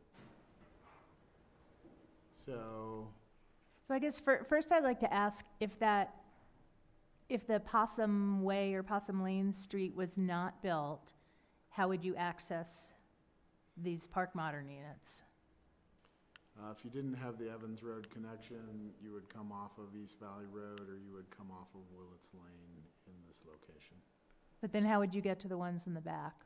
Well, you'd have to still build the road to a certain extent and do some sort of turnaround there. Could be a Okay. cul-de-sac, yeah. Okay. And then could you maybe with your pointer point out, James, these solution 1 and solution 2, that certain letter, you know, there were several letter writers that had the same wording for it? Yeah, let me grab those letters. I got it here, James, if you need.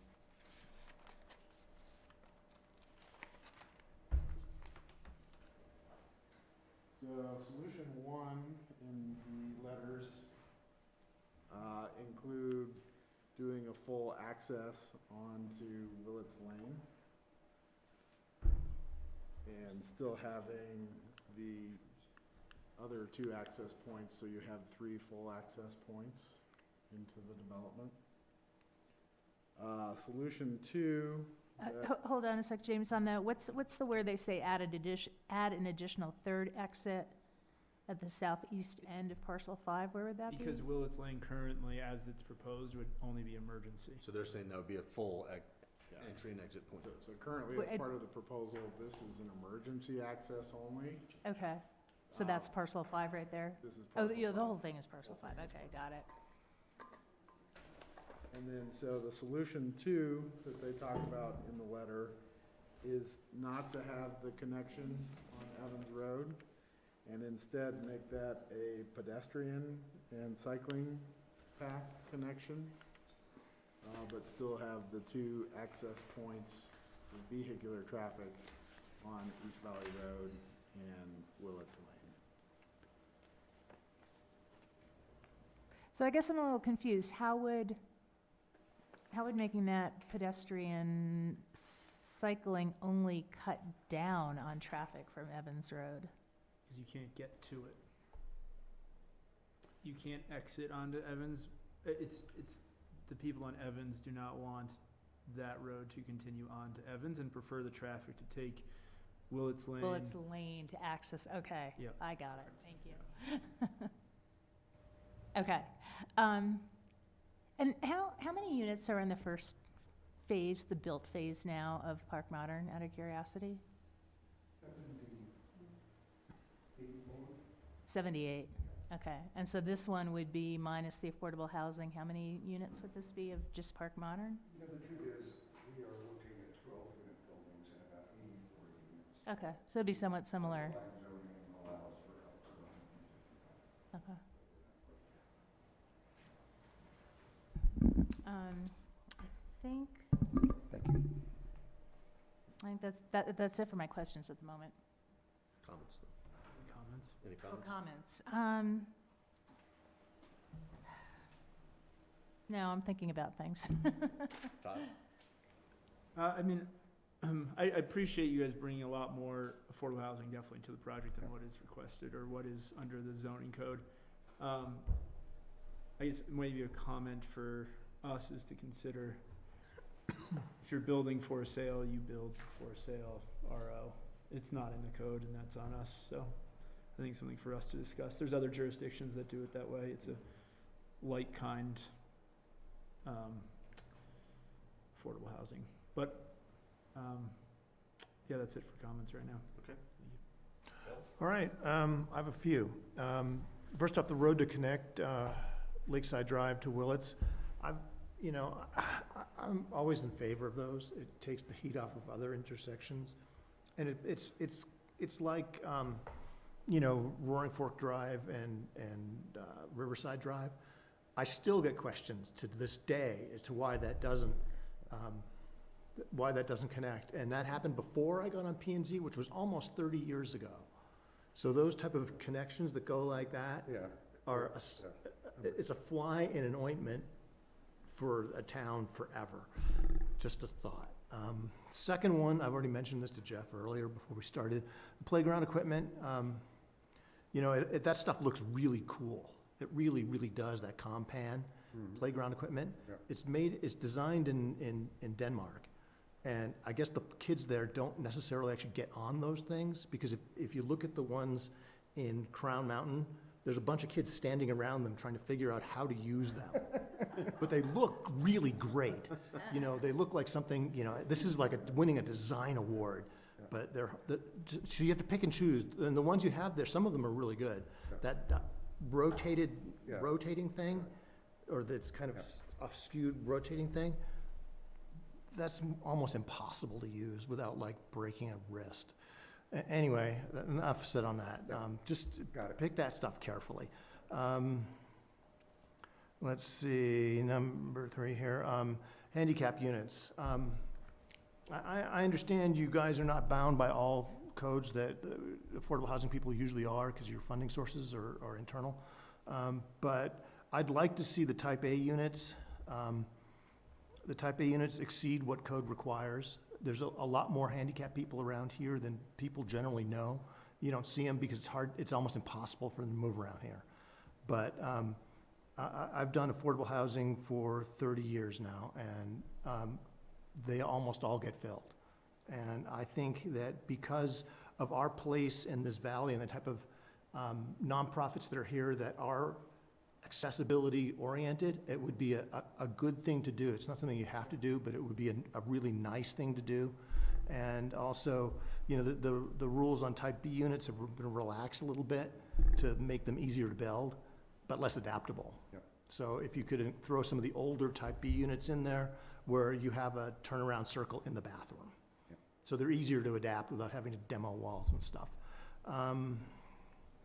I have a comment on the beach. That beach would be nice, but I understand the management, it would be a real problem and a liability issue for you guys. So it's one of those things that would be nice. I don't have no idea how to work that one out. That's way above my pay grade.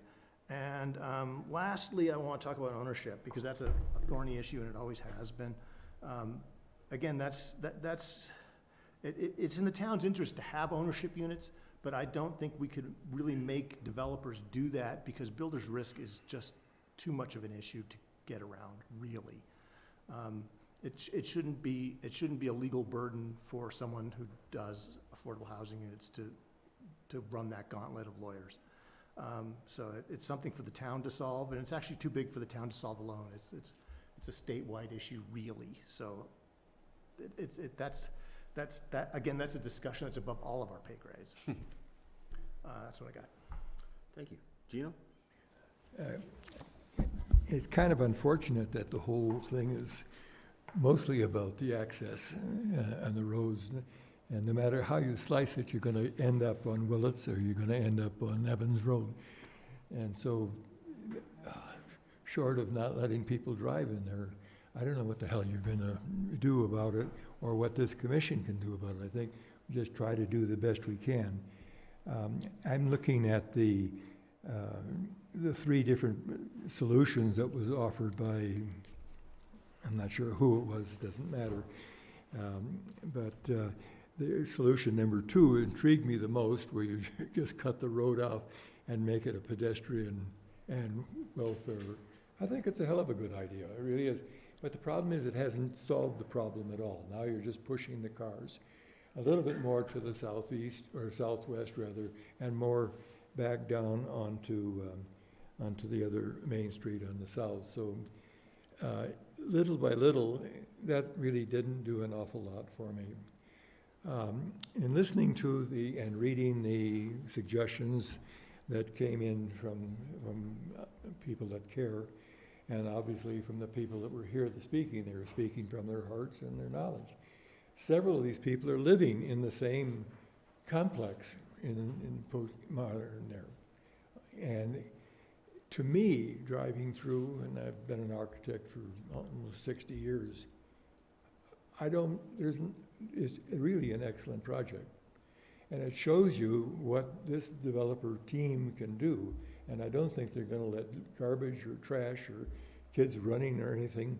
I think that they've proven it enough that you've got to give them a little bit of room of faith as well. When I drive around through that particular complex, I find it filled and I find it all very good, and I expect this to be even better because it's more open, it has more topography, and it has a lot of other things going for it. I think unfortunately that everybody is really hosing in on the affordable housing project, and whether it's sold or whether it's rented, it's still the same 46 units that are going to be built according to your financial needs and obviously your district. So in general, I think it's a very good project. And yes, there are problems, as there are in any project, but I think that they've gone a long way, and we've sat here, this is what, the second or third meeting on it, and I don't have anything more negative on it. Okay, thanks, Gino. Just a couple comments on my end. I'm really intrigued to know what the box study says. Hopefully we've added some questions maybe for them to look at in regards to ownership versus rental. I trust in Mike and the group that works over there, and look forward to having what they have to say about this. I do appreciate the fact that you're offering 46 units, that you don't have to use affordable, whether they're meeting this other standard or however we are. I mean, it's greatly appreciated. I would be intrigued at the next meeting to stop saying 155 units. As you just said, it's 82 plus 46 is 128, is a much more digestible number. And might ease some of the fears and some of the traffic studies. I'm also looking forward to the finished, will we have the finished Charlie A study next time, James? It's already in, okay. Yeah. So just for me, to have a little time to digest and look at those numbers with traffic that I didn't have a chance to look at for myself. But, you know, with us opening up now this other access point and maybe easing some of those concerns about having 3 exit points might be an interesting thing to look at. But I appreciate what you're trying to do. I appreciate that. As I agree with Gino, it's well thought out, it's well planned. Obviously, there's a few more things to work out. I do think you deserve some leeway to answer these questions that are being asked. And it sounds like we're gonna have a little time for that. Great. That being said, based on the staff recommendation is at this point that we would continue the public hearing until our next meeting, and staff would then draft additional conditions to consider. Anybody want to make that a motion? Anybody opposed to this? Can I ask another question about the access? Because I'm still a little confused. Sure. So I think now, I feel like we're hearing two different things from residents. One is about making this street a through street so that not all traffic is diverted to Evans Road. But then there are other people who are talking about just not wanting any road at all, correct? Not wanting it through the green space. So if that's the case, if there's no road at all, how again are you accessing the back units? I'm still unclear on that. Yeah, I can try to respond to this as well as I understand. I think that letter was asking about 3 different options. And I think the first one was to open up this intersection.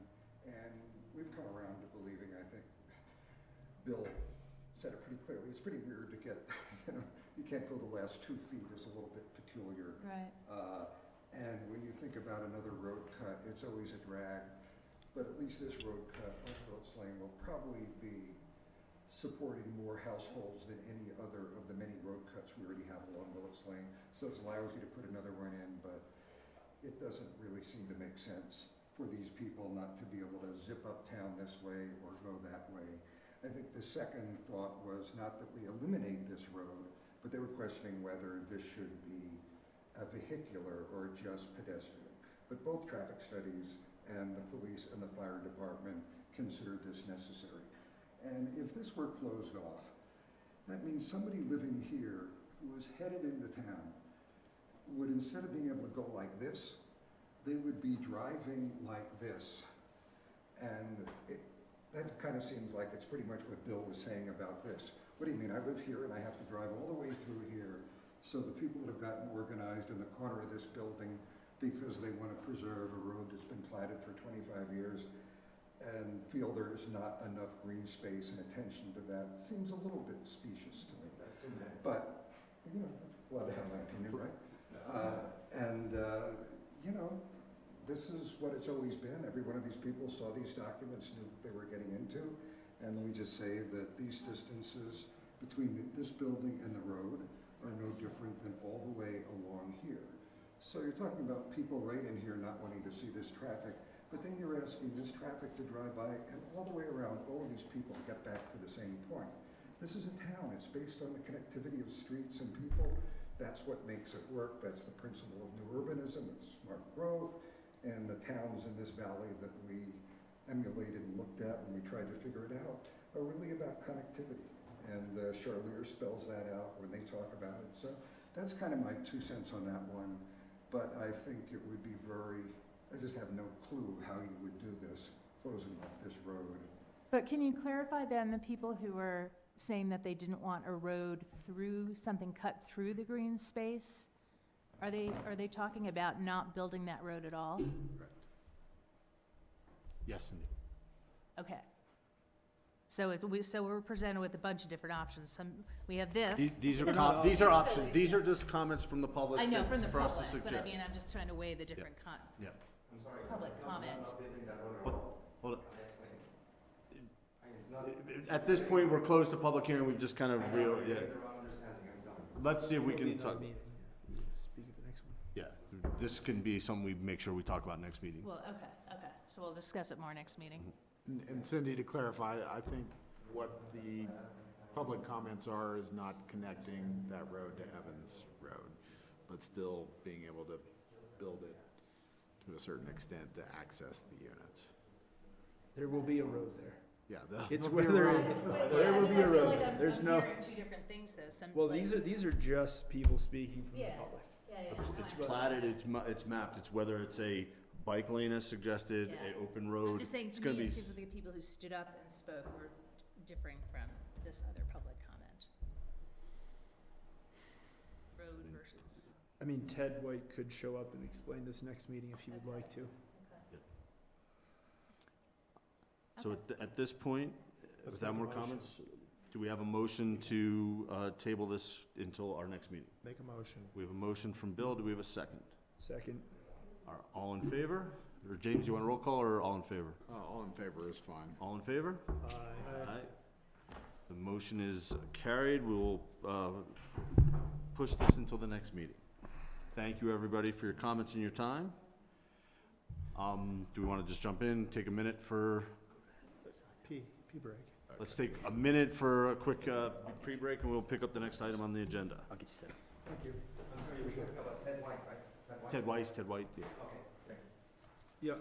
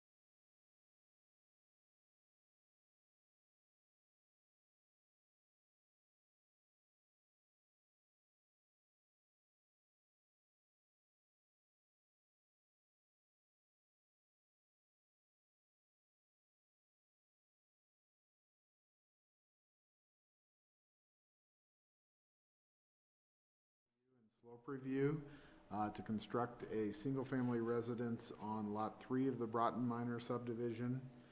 The subject property is Lot 3 of the Broughton Minor Subdivision. It's a .49 acre property located just off of Original Road. So this is Original Road going up the hill. This is a access road coming off of it.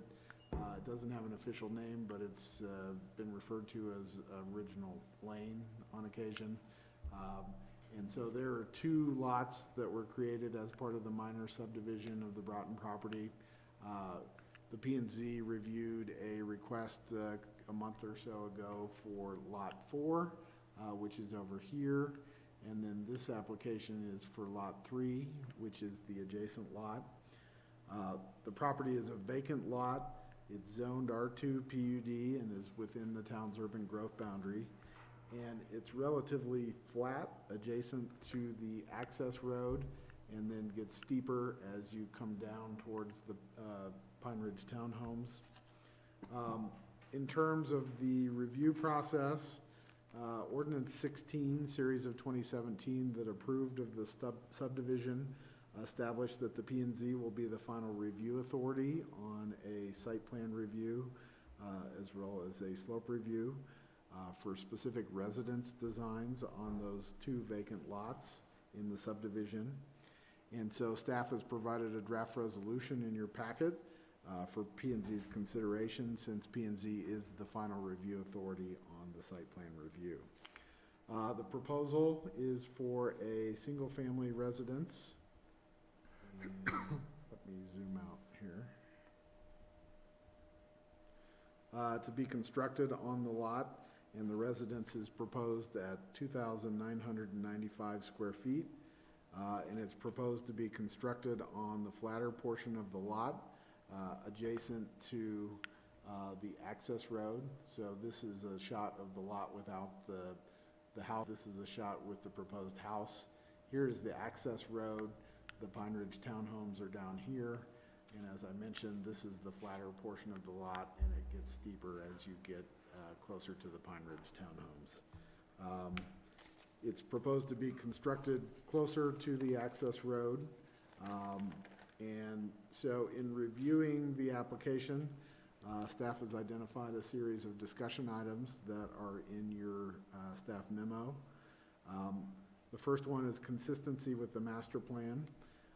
Generally, most of the area is larger single-family and duplex residential units, and they're above the Pine Ridge townhomes.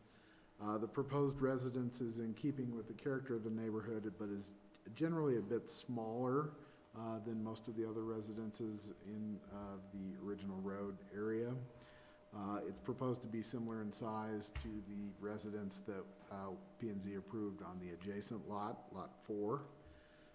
In addition, they're proposing to connect up with Mid-Valley Metro District water and sewer, as is consistent with the master plan. As part of the subdivision improvements, the applicant was required to, the developer actually was required to extend the access road and water and sewer utilities so that people off of Original Lane could hook up to Mid-Valley water and sewer. Consistency with the approved dimensional requirements.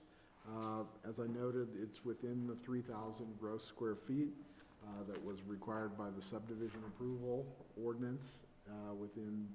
It's also within the required building envelope. As you can see here, the building envelope is outlined around the building. In terms of the slope review and siding of the structure, the applicant has proposed the structure on the flattest portion of the site, and it is almost 30 feet back from the top of the 30% slopes. The top of the 30% slopes are in gray here. There's a requirement in the slope review standards that it be set back at least 10 foot. So this is considerably further than that. They've also provided simple building forms as is required by the slope review standards. With regard to materials, they're mainly using concrete-based siding and metal siding, which would satisfy the materials required by the wildfire mitigation requirements. And staff has included a condition in the draft resolution that it would be painted a dark earth tone color and use non-reflective materials to the extent possible. Other discussion items included geotechnical and soils. There have been foundation issues in the area due to hydrocompactive soils. And the geotech report that's been provided in your packet by Kumar and Associates has provided recommendations on how to mitigate soil issues. So staff has included a condition that they follow the requirements of the geotech report in constructing the foundation. There's also requirements in the draft resolution that the applicants would need to submit a landscaping plan prior to installation of the landscaping that would be low water or xeriscape to limit irrigation and to help prevent the issues related to hydrocompactive soils. In addition, there are comments that were provided by the town's consulting engineer, SGM, that the applicants would need to submit a drainage plan prior to their building permit issuance that would provide drainage detention on site to help limit the impacts of hydrocompactive soils as well. So that's been included as a condition of approval.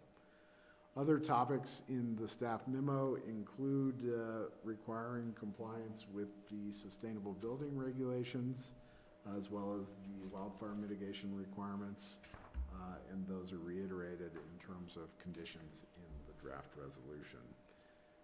In terms of referrals, the fire district has indicated that they would need a fire sprinkler system, and it should be noted that the applicant's developer originally actually constructed a fire truck turnaround on original lane, so that is how they would access the site and be able to turn around. The school district has required that they pay a school impact fee, and that's included in the conditions of approval. So staff would recommend taking any applicant comments, considering public comments because it is a public hearing, and providing commission discussion. Ultimately, if you're comfortable with the resolution and the conditions, you could approve the resolution. So with that, we have Jake Kusik here today. Jake, do you have any additional comments for P&Z?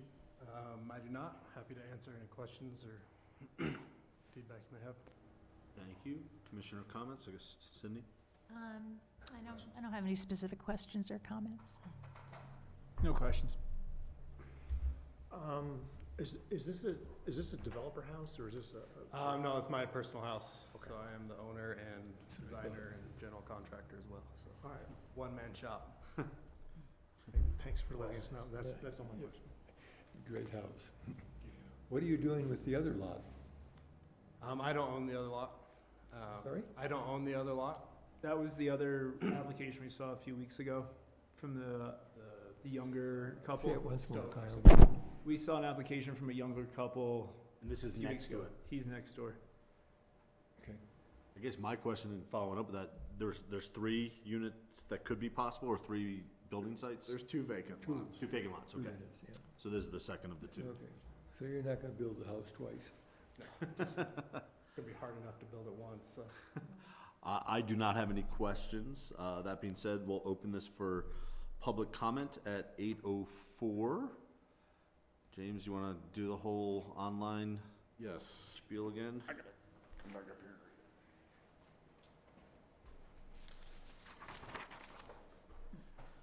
So anybody wishing to join the meeting and provide comments may do so via the Zoom webinar link that's on the second page of the Planning and Zoning Commission packet for April 19th, 2022. Or you can also call in, and the call-in number is 669-900-6833. And you have to enter the webinar ID. The webinar ID is 91001830. Thank you, James. Comments in the room? Please state your name when you come up. Above the lot there, and how tall is the roof height gonna be? Is that within a certain parameter? How 4 feet is the? It is, it's, here, I can give you the roof height, just a quick second here.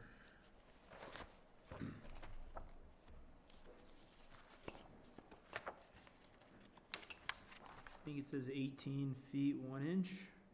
Does that Yes, sound- 18 feet 1 inch, the max height proposed. So how far is it coming up from the slope? We're 30 feet back from the top of the area that's 30% slope.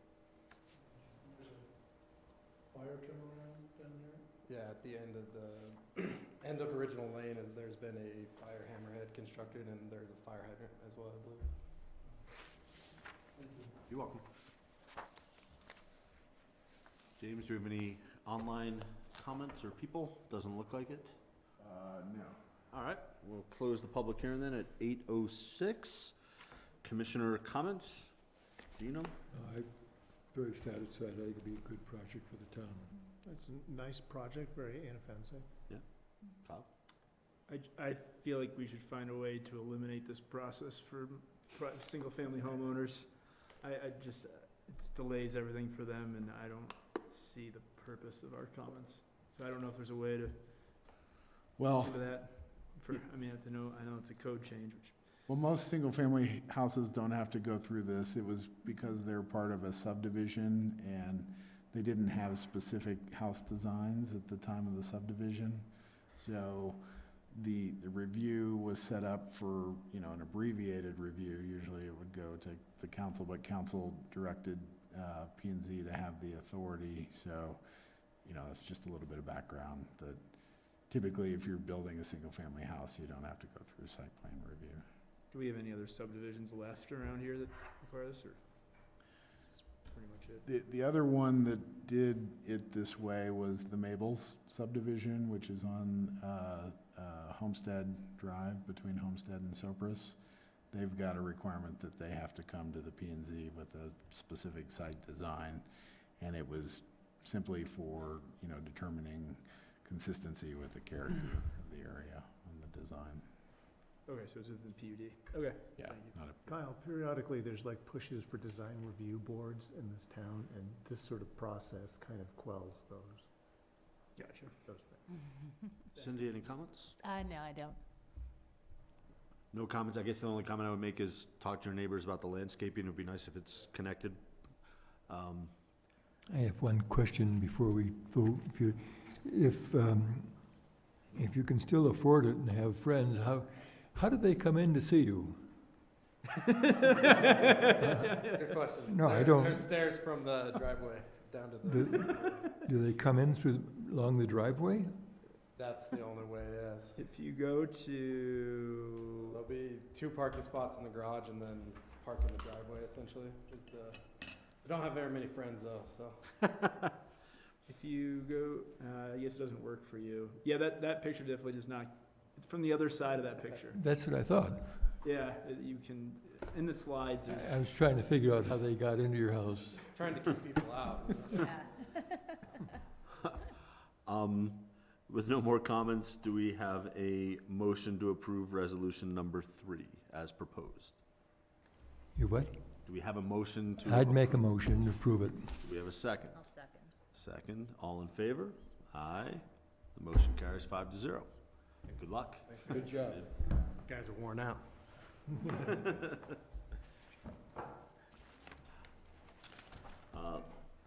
The next item on the agenda is consideration of a revised letter regarding 280 Roaring Fork Court. You want to get, Yeah, let me grab. I think he hears us. You ready? Yep. We're ready. Come on in, please. That's what we James. still got. James, since I was the signer of the original letter, do I need to recuse myself for this? Because this is undoing a letter that the last Or does- P&Z did that The question I You was mean gonna ask. because you were the P and Z chair? I was the at P and Z time? chair for that. Do I need to recuse No. myself for this? Does he need to, does he sign the letter, or is it still now me No, it's rescinding you, what it's he you, said? you're, No, I'm chair now, so. you're the chair I'll- now, so you sign. Okay. yeah, it'd be you as the current chair. That's what I saw. It was And just- you don't have to recuse yourself Okay, just good. because you're chair. Thank you. on that letter.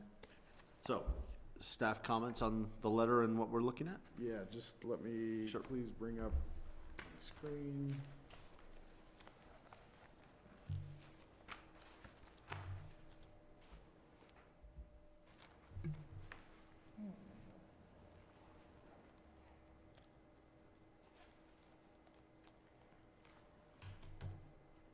Okay. So the town P and Z had written a letter, about a year ago, February 2nd, to Eagle County, regarding the property at 280 Roaring Fork Court. And it was in response to, some concerns about a single-family house that was built on the site. And that letter specifically, basically required that the property owner come in and get will-serve letters if they wanted to come back through an application with Eagle County in the future. And so the property owner, Tanya Dibbs, is here with us this evening. She's made the request that P and Z rescind that letter and simply indicate that when she comes through a process, that she would submit those required items and go through the process, and the town would get an actual referral on the application, and that's the appropriate way to do it in her mind. Staff has checked in with the town attorney, and the town attorney also actually supports rescinding the letter and making it clear that the town P and Z would be interested in reviewing those items if an application came in through the regular process, which is Eagle County would refer that application to the town, and then the town would provide comments as we typically do. And so you have a draft letter in your packet that would rescind the February 2nd, 2021 letter, and then just makes it clear that the town would be interested in reviewing and commenting on the items that we have in the February 2nd letter if a future application were submitted to Eagle County. So it basically generally has the same effect. It just changes the timing that we would get those items when there's a referral on an application to Eagle County.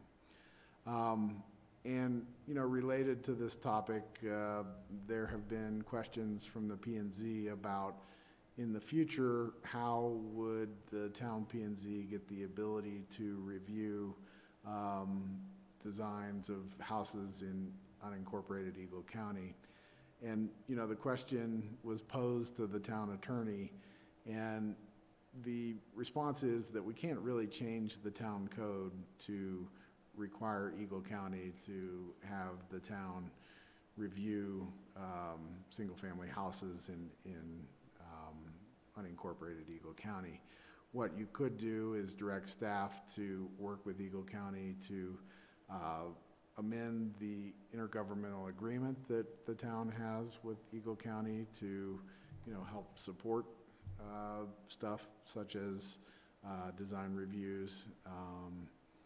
And, you know, if you and the council were to direct us to do that, we could start discussions with Eagle County.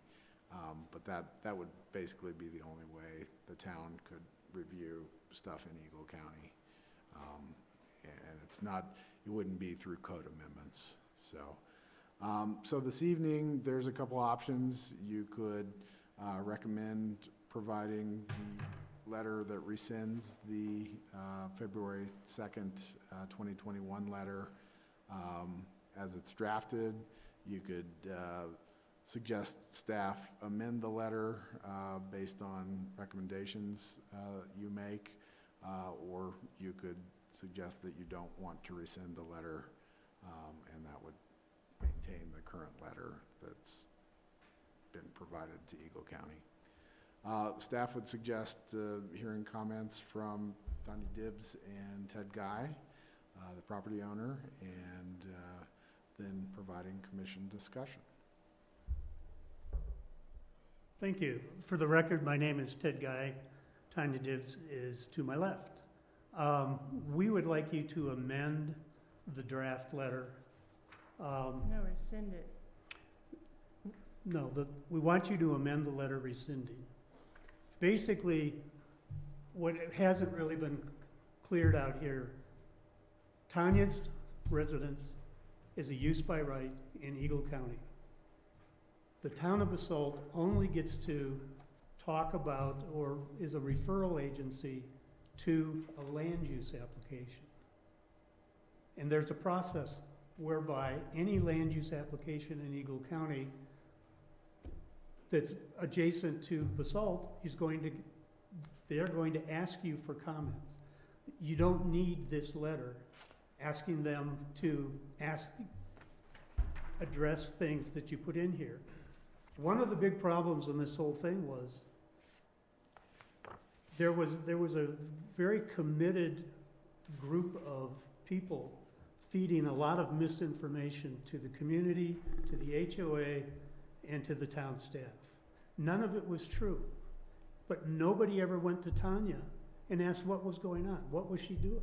Yeah, the HOA actually, my old house is in the HOA, and so I got all the HOA letters, and there was a constant drumbeat of misinformation. She doesn't have the right to use the right-of-way that goes to the property, blah, blah, blah, getting people fired up. Anyway, so there was a lot of opposition, but it was like a campaign to drum up opposition to the project. I get that people really don't like the way my house looks. The letter that you guys wrote says, show me the letter. Where's the letter that you wrote? Can I step in here for a minute? I was part of the middle of this whole thing here. You can speak for a minute, then you can ask a It question. says, we've received considerable complaints regarding the character of the significant metal building that was granted a building permit by Eagle County. So, then it goes into requiring that the property owner provides a will serve letter from the town for water service. I already have water service. I don't really understand how making me get another water tap. Well, I think the letter, we're trying to do away with the letter, so. Yeah, but I don't understand how any of it really addresses the character of the building in the first place. It all seemed kind of punitive. I get that nobody likes the building, but in any case, it also doesn't make sense because I didn't put in any application, and I mean, it's a non-conforming lot, so if I want to build a larger than a 10 by 12 shed, it has to be a special application. So it's kind of prejudging any application that I put in to say like, oh, if she wants to apply for a large shed, she has to have a will serve letter from the sanitation district and a water tap and it doesn't make any sense at all. And like the landscaping plan, I mean, you guys kind of came out swinging. Like I already had trees on order. This was written in February. You can't plant trees in February. The trees went in as soon as I could get them. Nobody called me and said, are you planting trees? Okay. You know, I don't even understand where this all came from. Like, There's a story. So, but I'm not sure if for tonight we need the full story. yeah. I mean, it's late, I'm not trying to cut this Yeah. short, No, I think what we're trying to get to is, well, I kind of want the letter rescinded, but the option of keeping it on the table for any other future land use application doesn't make sense either. Like, wait till there's a land use application and see what it's about and then respond at that time. And that's the amendment that I'd like to make to the letter. Yeah. Is to delete from where it says, that said, the town, P&Z would still be strongly interested in reviewing and commenting on the items included in the February 2nd, 2021 letter as part of any future special use application review for the site. That's the law. If there's a special use application in Eagle County, you're gonna have the right to do it. So I'd like to see that reviewed. Yeah, let's not put rules on it ahead of time. You don't even know what an application will be for. If I do one. I don't even know if I'm gonna do one. fair After enough. after what she went through, I doubt that she ever will. Yeah, like, just treat me like everybody else. Fair. Yeah. I appreciate that. For tonight, the way we've set this up, it wasn't so much questions. I don't know if anybody has questions of this or more just a discussion amongst ourselves and taking into advisement what Ted and Tanya have suggested. Bill, do you want to say something at this point? I gotta say something Yeah. about this. This all happened, I was chair at the time. There was a long process about this, but to pre-state what happened is Tanya had a lot that was, it looks like it's in the town of Basalt, but it's not, it's in Eagle County. It was a use by right that she had on that lot. There were a whole lot of neighbors who were very, very upset with all manner of different things about it. One of those neighbors was a commission member here who worked behind the scenes to get this letter crafted. I was uncomfortable with that process from the very beginning. However, it was a hill I chose not to die on at that moment because the planning director at the time was heavily invested in this as well. And he was also my next door neighbor and disgruntled for 20 years. He was my disgruntled next door neighbor, so that also added to it. So it was an uncomfortable situation, but really it was about an effort to include, this is just a subject we spoke about in the last project, design review within the town on something that was outside of the town's real purview, the town's jurisdiction. There's not that many instances where that happens. This was one of them. There were some very angry people with a lot of time on their hands. Because of COVID, everyone's at home. Who had the time to lobby the town of Basalt to craft this letter. I regret this letter. I regret the process that went on with that letter because it puts a certain set of specific circumstances on one specific property. So that's basically the town trying to spot zone a piece of property outside of its own jurisdiction. Okay. So that's how we got to this place. I appreciate the background because I don't think I was at those meetings, so I appreciate the background. The question is, do we wish to rescind our letter? Do we wish to hear the amendment to the letter? What's the feeling? I have a question now Yeah. first. James, is this letter, is this referring to adding more buildings or apartments or anything outside of the building? No. This is only to interact with the building and the walls around it as it exists now? You're talking about a future application if one were to be made Well, if that's what they would. for a would be special coming use. for an approval for that, yeah. Well, a special use request in the future, if they made an application, which she's indicated that they haven't made an application or not looking to at this point, would be within the Okay. current But it's building kind of like approved. guessing what a blind monkey's gonna do. I wouldn't do anything with this. Okay. I would advocate rescinding the letter. I thought the letter came about under suspect circumstances to begin with.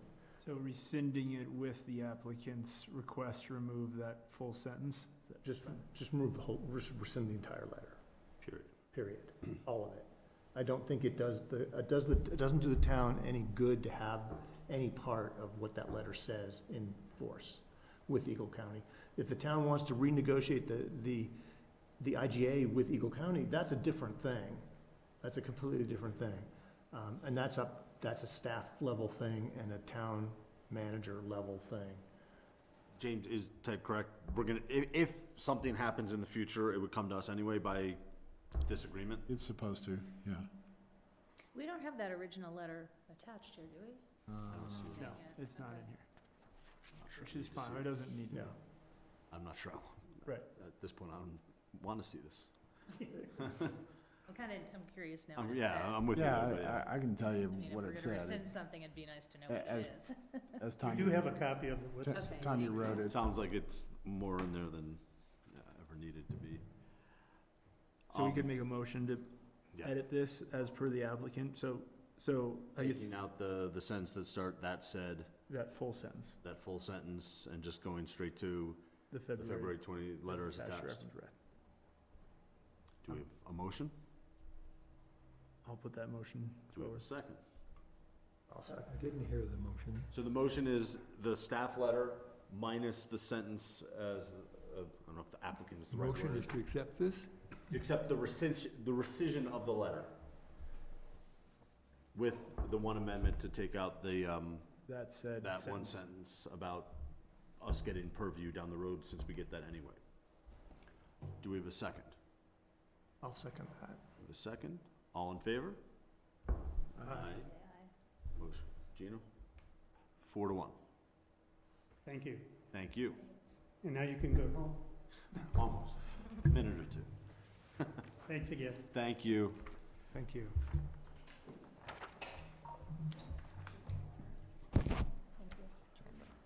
I know we've been here for a while at this point, but commissioner comments, staff updates? Staff updates, the new planning director starts next week, which is welcome help. We have the application submittal on the BCC final plan application. That's in the referral process now, so it's been referred out to the town's referral agencies. So that will be coming before the Planning and Zoning Commission after the referral period's up in about 30 days or so. And I think we'll probably be looking at starting with a site visit and an introductory meeting similar to what we've done here with Parcel 5. We are still quite busy on the other capital improvement projects that are out there as well. The park, they are finishing up the design of the band shell and the restroom and bus shelter area. And so our next steps there is to do cost estimates on those to see kind of where we're at budget-wise and hopefully then go out to bid so that they can be constructed late summer, early fall of this year. The phase 2 of the park, which includes the planting of all the grass and doing the sod, doing the plantings, installing the misting feature, which is close to Two Rivers Road here. You can see the park up there. We've got a contractor that council approved for that. It's Rocky Mountain Custom Landscapes. And so they're going to be starting with the planting here soon and doing the sod of the Great Lawn area and doing the trails within the park as well. Is there a band shell design? There is a conceptual band shell design. They wanted to do cost estimates on it before they kind of went to a final design phase and went back to post with the design. So they're in that process of getting a cost estimate on it. Because if it's something that's way too expensive for us to build, then we don't want to. Could you forward that to us? Sure. That'd be great. I can. You know, we're dealing with lots of administrative applications at the moment as well. We've got some complaints that we're working through as staff, citizen complaints on stuff like lighting. So we're still quite busy. Anything new on the solar project? Have the bids come in or the report? Solar project, they are working on cost estimates on the different options that are out there. They've identified locations on the schools. They've identified locations in some of the parks for solar. So now they're looking at cost estimates to see where we might get our best bang for our buck. You know, other items, do want to give P&Z a heads up that we did hear from the property owner at 144 Midland, which is the Kelly building down there that used to be the old post office, that they're looking to change the color of the building to a gray color from the pink peach color that's currently on it. Town doesn't regulate the color of buildings, but you might get questions once they change the color, so we wanted to give you the heads up on that. At least they're not going to tear it down. No, not proposing to tear it down. Great. Thanks. You ready for a move for adjournment? Unless you got a commissioner comment you want to make. Anybody? Well, you just ask. I said, unless you have a comment to make. No. You want to make your motion? I'm gonna make a motion that we. Do we have a second to dismiss? Okay. Second. If the All in- microphone's off. all in favor? Aye. Aye. Thank you. Great. Just a minute. You, Second by Gino, just a minute. would you tell me what